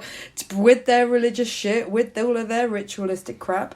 But also, they took the homes from people, and so instead of acknowledging that, they just say, oh, they're the scary people that are going to come and get us one day, because we know we did wrong. But that's not how it's depicted in films. The same with scary hillbillies from the South. Yeah. Hillbillies are always scary, and that's just because the South, the war that happened. Well, it's country folk as well, yeah, isn't it? It's country folk in the South who had all of what they had taken away from them. And so, yeah, you see an awful lot of that. Again... What, the ability to be massive racists? But it is. America's folk horror is fucking grim. Yeah, no, that's the thing. America is such a... because it's such a fucked up country, as a result, when they go back in time and look at those things, obviously they're all fucked up as well. You're right, like, so hillbillies are presented in this certain way. In all movies, not only horror movies. Yeah. But it's like, they're presented in that way for two reasons, and some of, you know, it's partly because people are scared of them. Yeah. But it's also partly because, like you say, they had loads taken away from them, but then what they actually had taken away from them is... ugly. It's horrible. It is horrible. You know, they needed to have that taken away from them. So it's still new as well, of course. Yeah. I mean, apart from the Native American stuff, all of those things are new in comparison. You know, the English stuff is talking about before Christianity, probably. Yeah, no, that's true. You know, most of the pagan stuff. Whereas this is all like modern history. Relatively it's fucking speaking. Scary. Yeah. The last thing for America, the use of hoodoo and voodoo. Yeah. And again, that's guilt from the slave tradition and everything that was brought over from the African continent. And again, that's always brought up as a bad thing, but really, who was the bad guys in the first place? Again, America. You know who doesn't bring it up as a bad thing? The Insane Clown Posse. Hoodoo voodoo. Voodoo, something for your magic. And just briefly, loads of other cultures have similar themes and similar folklore. You've got Australia with their own settlers' guilt. Australia has a very similar fucked up history as America in that context, obviously. Of course. You've got Asian cultures, women are often brought up, women who have died in childbirth, and again the culture around how many children people are having in these cultures. Mothers dying in childbirth are often the ghosts that come back to wreak their revenge, and again it's just the themes are the local folklore and the things that country is scared of tends to crop up in their films, and that in a way could be termed as a form of folk horror, although again we're focusing mainly on the very British idea of... I think it was quite interesting because in the film Woodlands Dark and Days Bewitched, they spend an awful lot of that film talking about your folk horror from around the world, and that's really interesting. It was really good. But it was also a bit odd because up to that point, folk horror, I think, is considered to be an extremely English, extremely like set in a certain place, presented in a certain way, quite grey, quite countrified English. Yeah, the atmosphere is very grotty and wet, sort of dull as well, a little bit. Muddy and I think in a way what they did was really clever, because what they said was there's this thing that you understand as folk horror. Here's an hour and a half about that, but now here's an hour and a half of. Have you ever thought about the fact that there's folk horror all around the world and all of those themes translate? Yeah. It was really interesting. It was really interesting. And I think it does link us to the revival, because I think, as you've brought up a lot of times, a lot of the historical things that were happening in these days, similar things could be said to be happening now, where everyone's scared again. And in the documentary, they said the 90s were happy, as were the 60s. And then in the 70s, everyone started getting a bit scared of Cold War, and the government started being a bit shit. And we had 9/11. Yeah. And it could be argued that since 9/11, it's just been a bit of a culture of fear. Yeah. And then technology is advancing, we're having authoritarian rule in so much of our world again, and so people are scared once again, and thus maybe a little bit of all of that is linking to folk horror revival.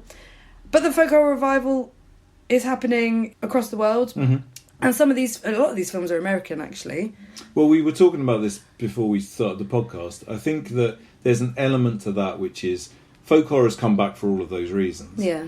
But I think that we live in a world now where you can cosplay being anything you want. If you're in Hollywood and you want to make a folk horror film, you don't have to be like, you don't have to know anything about English culture. You can just go on the internet, find out about it, watch some films, make a film really easily digitally that looks like a thing. So I think that in a lot of ways, whilst there's been some great films, we watched a couple of really good films, it's not necessarily as important that they come out of...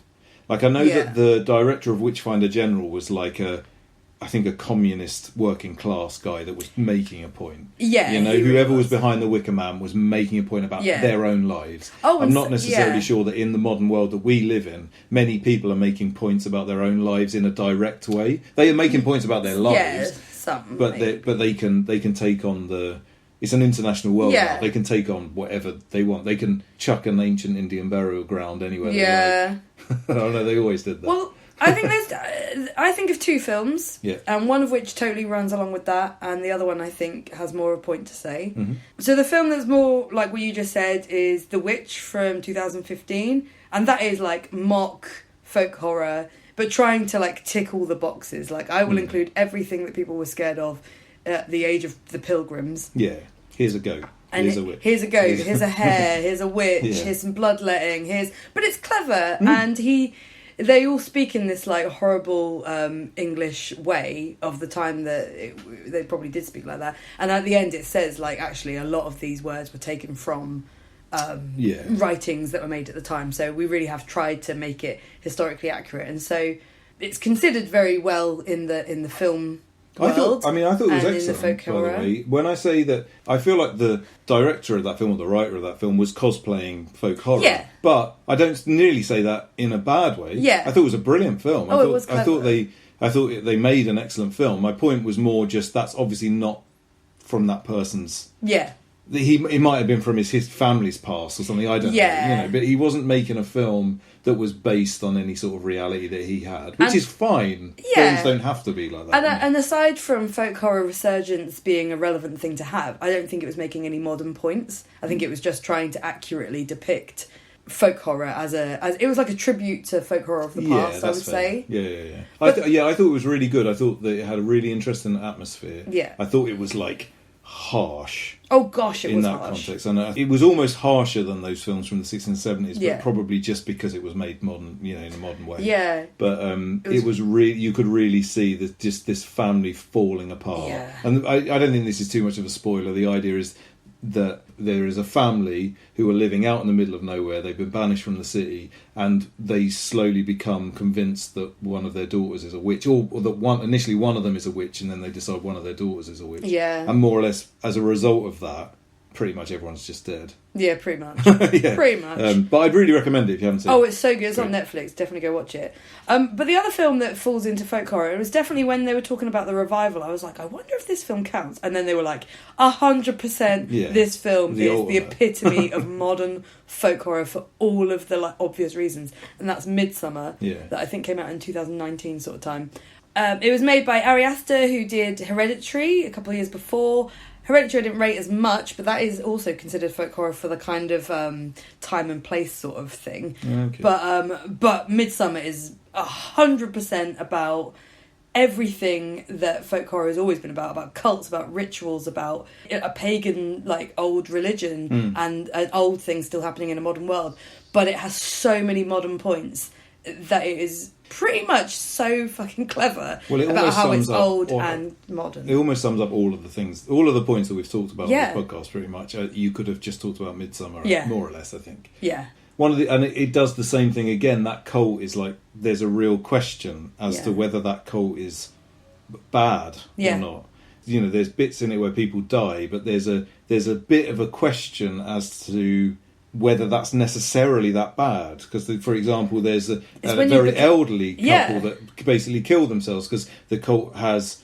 they have an age limit. An age limit. Yeah. And it's like, of course, when you see it, because it's really bloody, when you see it, you're like, fucking hell, this cult's evil. But then when you actually start thinking about the world that we live in and the problems with overpopulation and this sort of stuff, and I'm not saying anything. I'm not saying anything. I'm just saying it's a really interesting concept where it's like, has this cult kind of got the right idea in a way? Yeah. Not just about that. I don't want to kill old people. I'm not saying that. Oh God, but then it brings up so many modern points. The idea that we're losing touch with our community and the idea that we're losing touch with each other.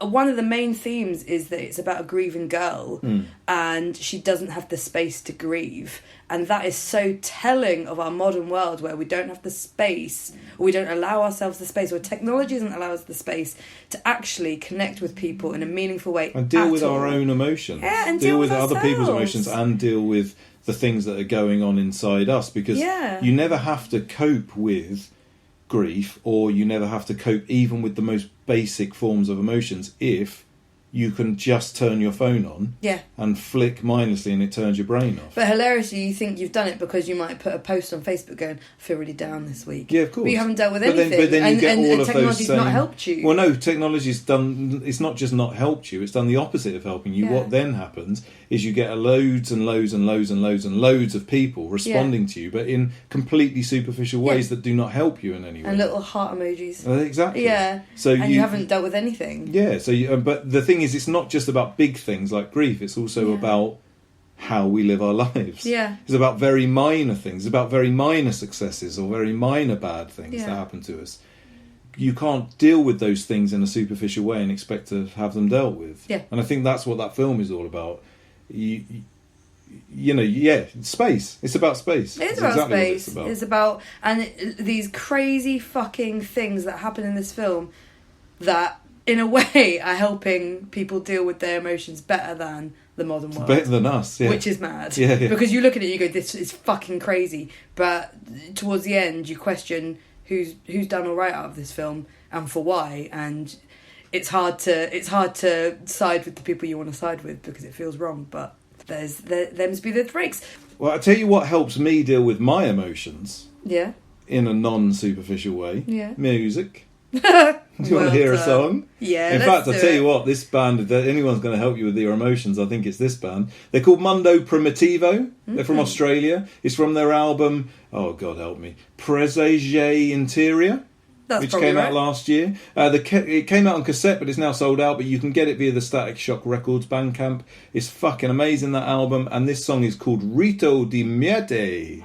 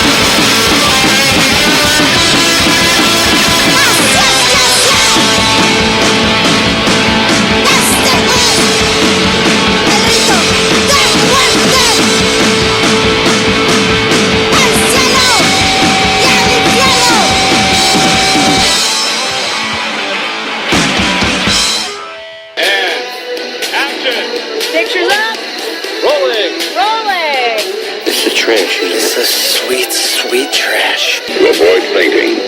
Keep repeating. I love what I see. Leave the auditorium. It is only a movie. Only a movie. This episode's film for review is Never Too Young to Die from 1986. Stargrove. The new American hero. Go! Where have you been shooting lately? Libya? The finest disc. He inherited all of his father's enemies. And just one of his friends. John Stamos is Stargrove. Hallelujah. I think I'm falling in love. Vanity is Danja. Any idea who could be behind this? Ragnar. Gene Simmons is Ragnar. Yeah! Trade a wet kiss for this? The sting of death. We're hot. Where the red starts turning into the blue main. Stargrove. Glad Stargrove. The only one standing between life and death in a brave new world. Stargrove. Never too young to die. A top secret agent is murdered, so his estranged son, a high school gymnast, teams up with his dad's attractive female partner to stop the psychopathic, hermaphroditic gang leader who killed him and now plans a major terrorist attack. fucking hell, there's lots of things in there. We should probably say that this is the second week in a row that we're doing a Gene Simmons film. Gene Simmons is in this. He's in this in a big way. And we'll kind of get to that. Oh, well. Never Too Young to Die, I first discovered from a book that I think I've mentioned before on this podcast, which is called Destroy All Movies, which is fundamentally just a list of all the films that have punks in it. Yeah. With a review of all of those films. Yeah. It's a wonderful book. I feel like I've said this on this podcast before. It's so wonderful. And it loves this film so much that I had to watch it immediately. I did watch it immediately. And it's one of the most incredible things I've ever seen in my life. It is insane. What you haven't seen it before? I'd never seen it before.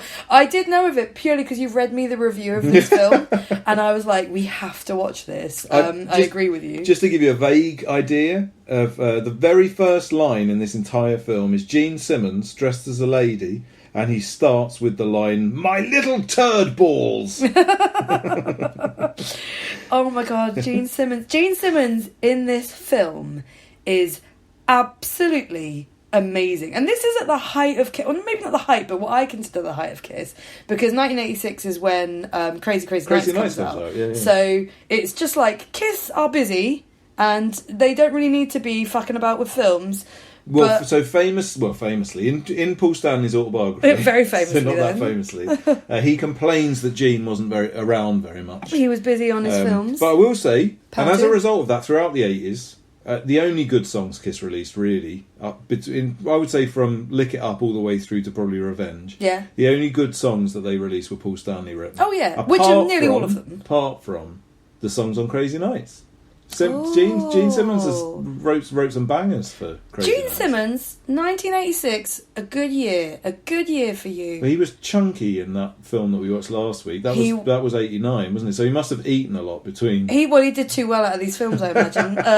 I don't think he did. No, he didn't. But he should have, because he is fucking incredible in this film. Incredible, maybe not the word, but very to my taste. Like you say, his dialogue in this film is insane.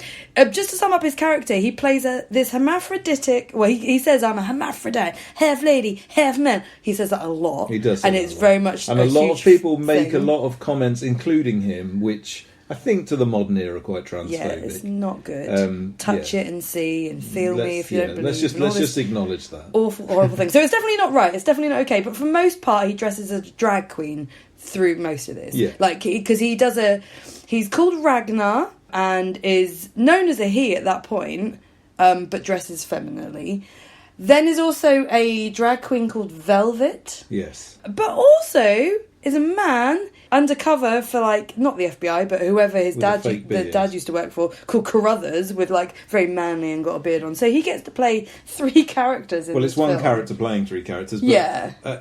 He just gets to be in it an awful lot. I mean, it's difficult to say. I mean, the time frame of this film is not clear. Nothing about this film is clear. No. But I will say, it definitely would be impossible for him to do all 3 of those things at the same time. Oh gosh, yeah. I mean, he's, yeah, he really does swap from being the man version of himself to the lady version of himself, and then back again. Yeah. At what must be the same time. But every time he's Ragnar, oh my god, this film is fucking brilliant. He's leading this, like, gang of biker punks who have dressed in medieval gear. Don't know why. They've got Mad like Max-esque, aren't they? That's it. They're definitely going for that. But Gene Simmons' character Ragnar is just fucking outstanding, and the dialogue is just something to behold. Yeah. Hear some of this. I mean, keeping in mind someone wrote this as a script. Yeah. Gene Simmons. I'm not going to do this justice. Gene Simmons presents this with much more gusto than I possibly could. Way he does really throw himself into this character, which I cannot tell you how outrageous this character is. I mean, I would definitely say listen to this in the voice of Divine, because he's definitely taking the energy of Divine from Pink Flamingos when she's given the press conference. Like, this is her delivery of it, 100%. I'm not going to do it. No, don't you dare. But try and hear it as Divine. So this is completely no explanation given for this speech. He's standing in front of a load of punks and a load of sort of hair metal dudes and some followers. like apocalyptic people. Yeah. He says, Bettersy, you slugs. Shit on modesty. Gorge it back. A toast to none other than moi. Savour your master and mistress of this shit heap, you worms. I'm gold, gold, all the gut joy, orgasm, you turdy revellers. Piss on the world, swill up, and now, boys and girls, some entertainment. Oh my god, it's just manic perfection. Which is what Gene Simmons plays the entire film, and it's so wonderful. I can't ever get over Gene Simmons in this film.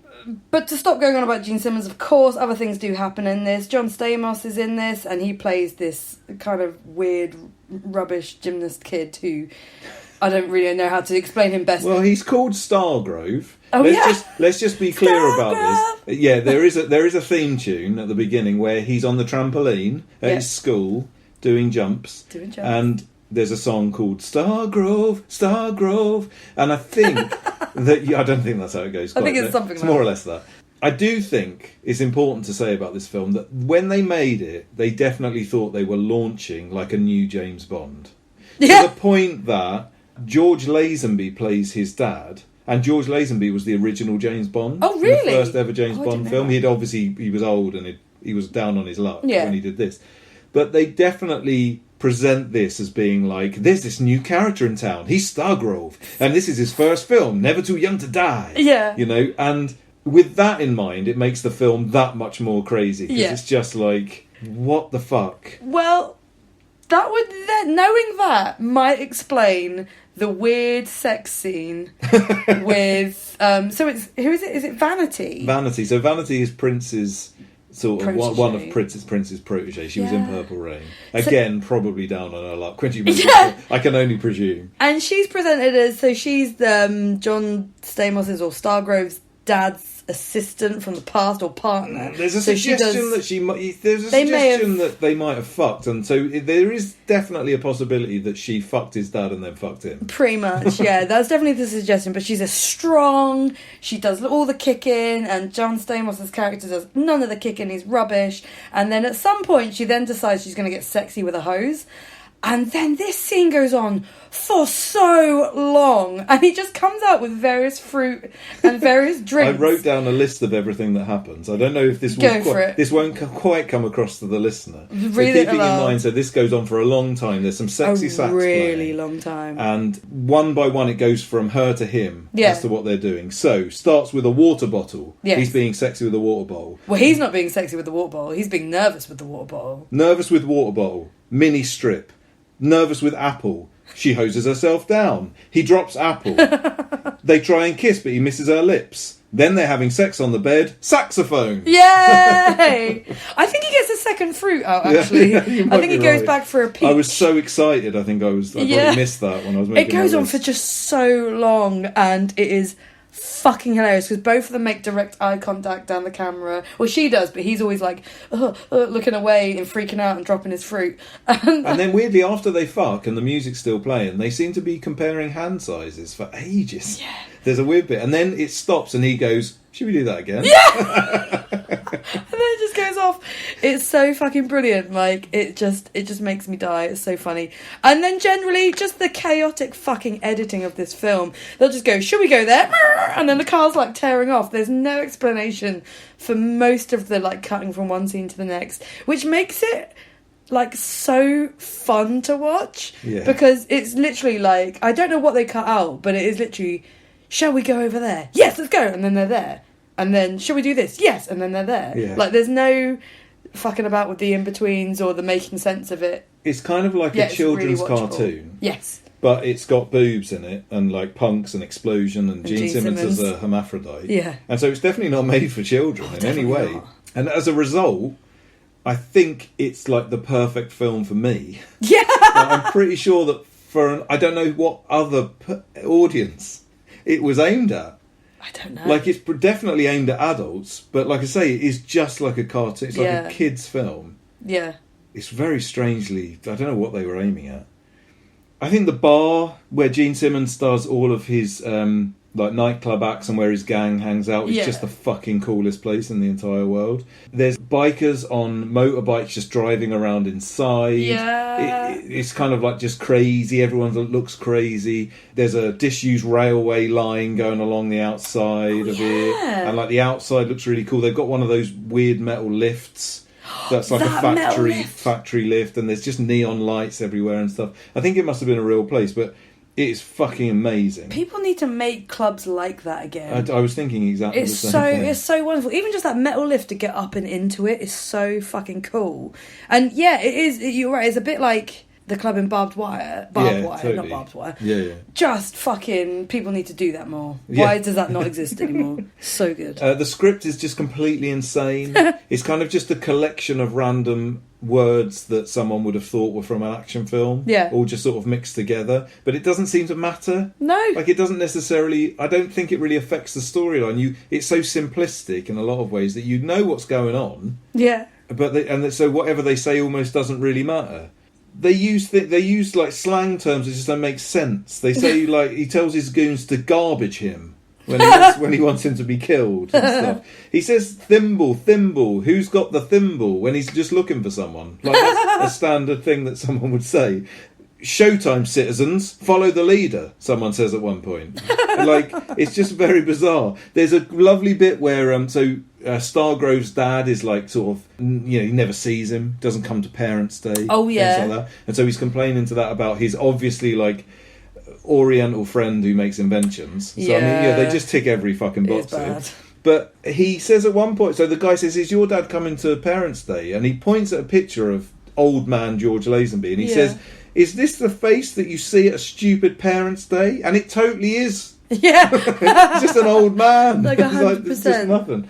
But yeah, I just fucking love this film. But I think I'd like to read from Destroy All Movies if I could, because I think they do a much better job of describing this than I ever could.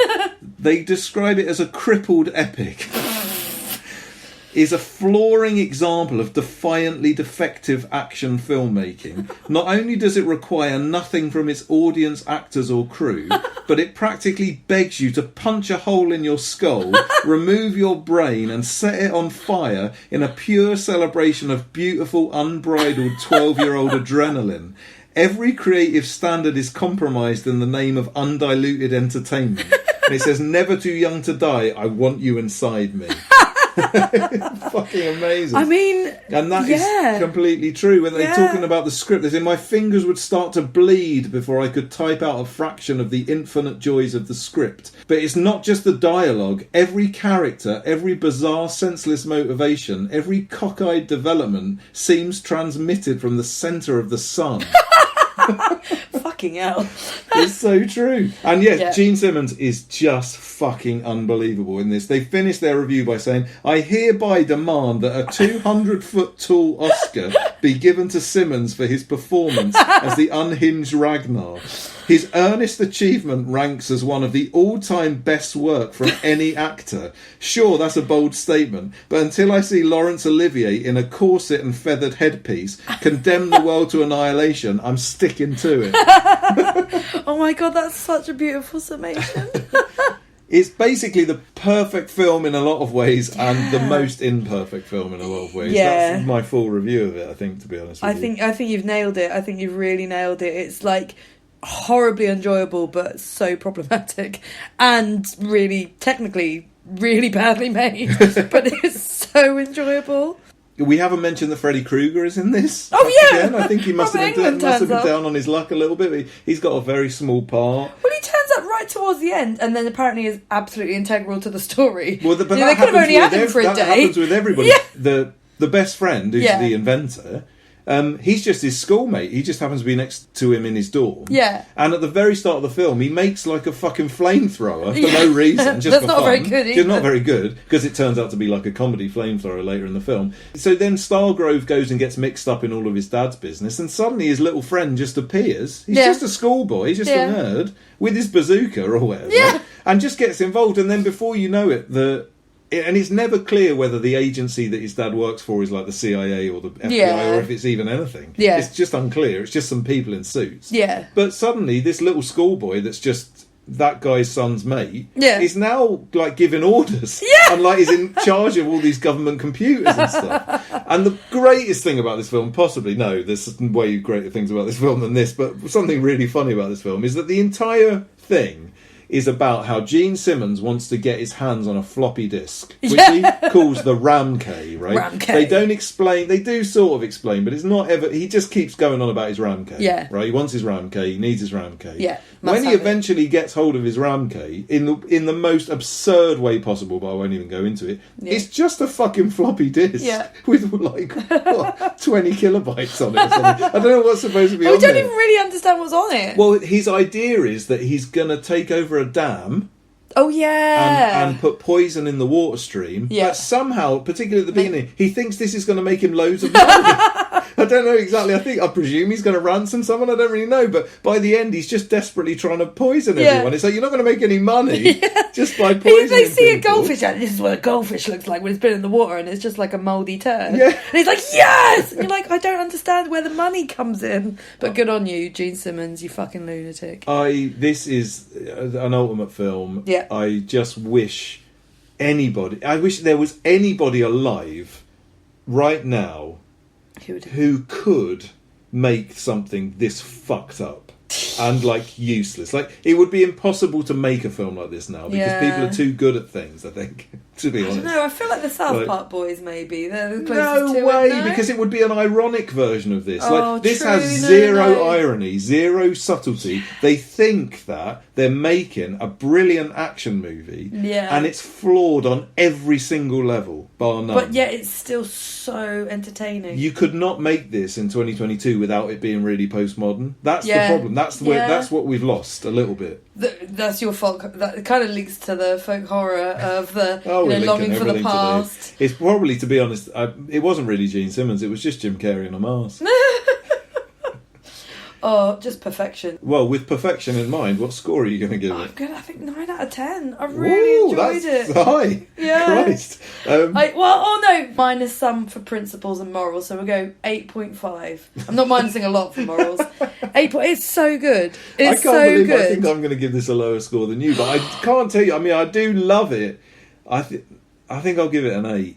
All right, fair. I think it's a solid 8. It's a solid 8. Now we're going to move on to an old song. Yay! Got a little story about this old song. Oh, here we go. This is by a band called Carnated, who are from Sweden. They released one CD from what I can make out, like one album. It was in 2000.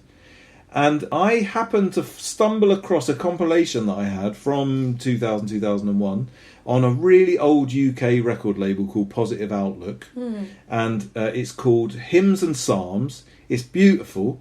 It's in like this big red sort of box thing, and it comes with a fanzine that's got some writing and some poetry and some information about the bands and all this stuff. And then it's just a compilation made up of bands that were on that label and some bands that were on other sort of small labels from around the world.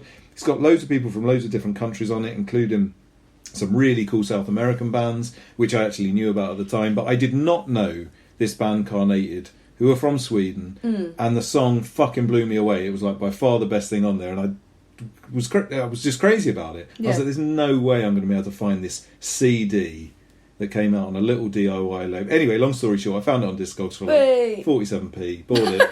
It's fucking banging. It's so good. It's so good. So I don't know if anyone else, there's no way, none of this stuff is on the internet. Like, I was looking at this Positive Outlook stuff, and it was a good record label, but it was just a little DIY record label from the UK.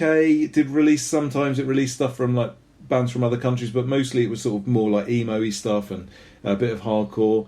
And literally you can only get this stuff on CD. Can you imagine a world where there's music that is available? It's probably on YouTube or something. I was about to say, I think, but you love a CD. I haven't checked. Anyway, it's a brilliant album, and it's a fucking brilliant band. I don't know anything about them whatsoever, but this song is called No Fight Till Friday, and this is Carnated.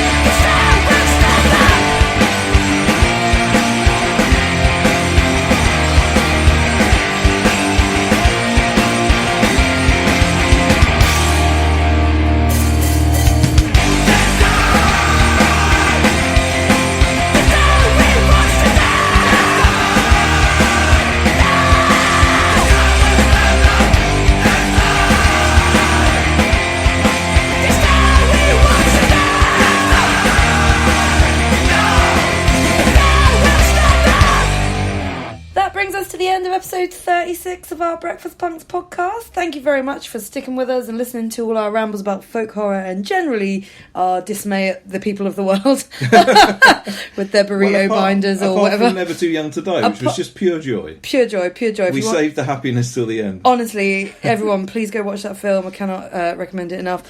As always, you can let us know what you think. You can email us at shamcityroasters@gmail.com, or you can message us on Instagram at Breakfast Punks Podcast. We welcome all your messages and all your feedback. As always, there will be a YouTube playlist up on our YouTube channel, which is at Breakfast Punks Podcast as well. This one will be full of all those joys that we've just been talking about. Yeah, I think a lot of it will be available. But also a fair amount of folk horror. There's some really cool stuff actually on YouTube about folk horror, and Never Too Young to Die is on there in its entirety. Yes! It's a good quality. It used to be a really crappy quality version. Now it's a really good quality version, but it does have Russian subtitles.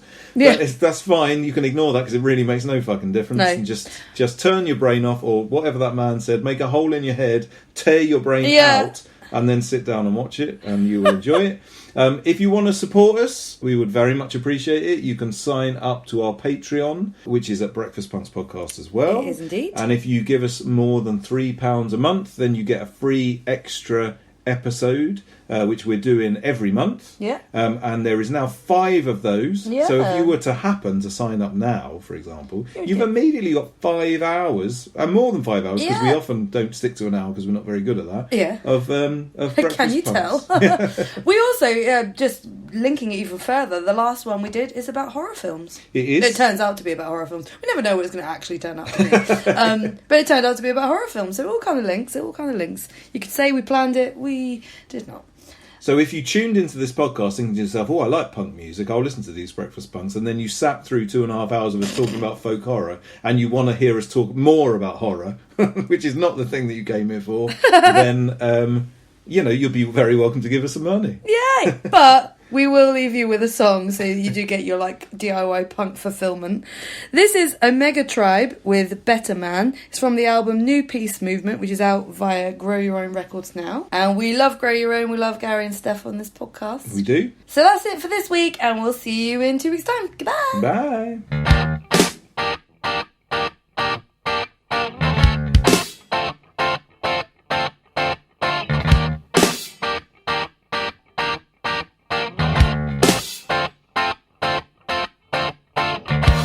What can I do to make this hate go away? How can I stop seething with rage? How can we reconcile this acceptance of injustice? What does it say about who we are? A better man than me would find forgiveness in his heart, and a better man than me would find a way to carry on. A better man than me would find a way to take the pain, and a better man than me would turn it into something good. Must be a better man than me. A better man than me.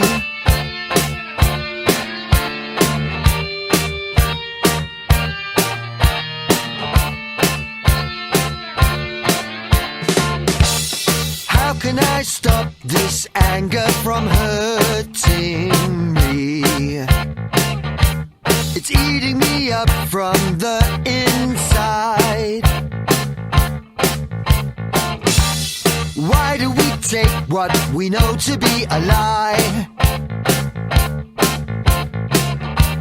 Why do we choose the line of least resistance? A better man than me would find forgiveness in his heart, and a better man than me would find a way to carry on. A better man than me would challenge all the lies, and a better man than me would stand for truth before the crowd. Must be a better man than me. A better man than me. Must be a better man. Must be a better man. Must be a better man than me. Must be a better man than me. A better man than me. Must be a better man. Must be a better man. Must be a better man than me. A better man than me would find forgiveness in his heart. And a better man than me would find a way to carry on. A better man than me would find a way to take the pain. And a better man than me would turn it into something good.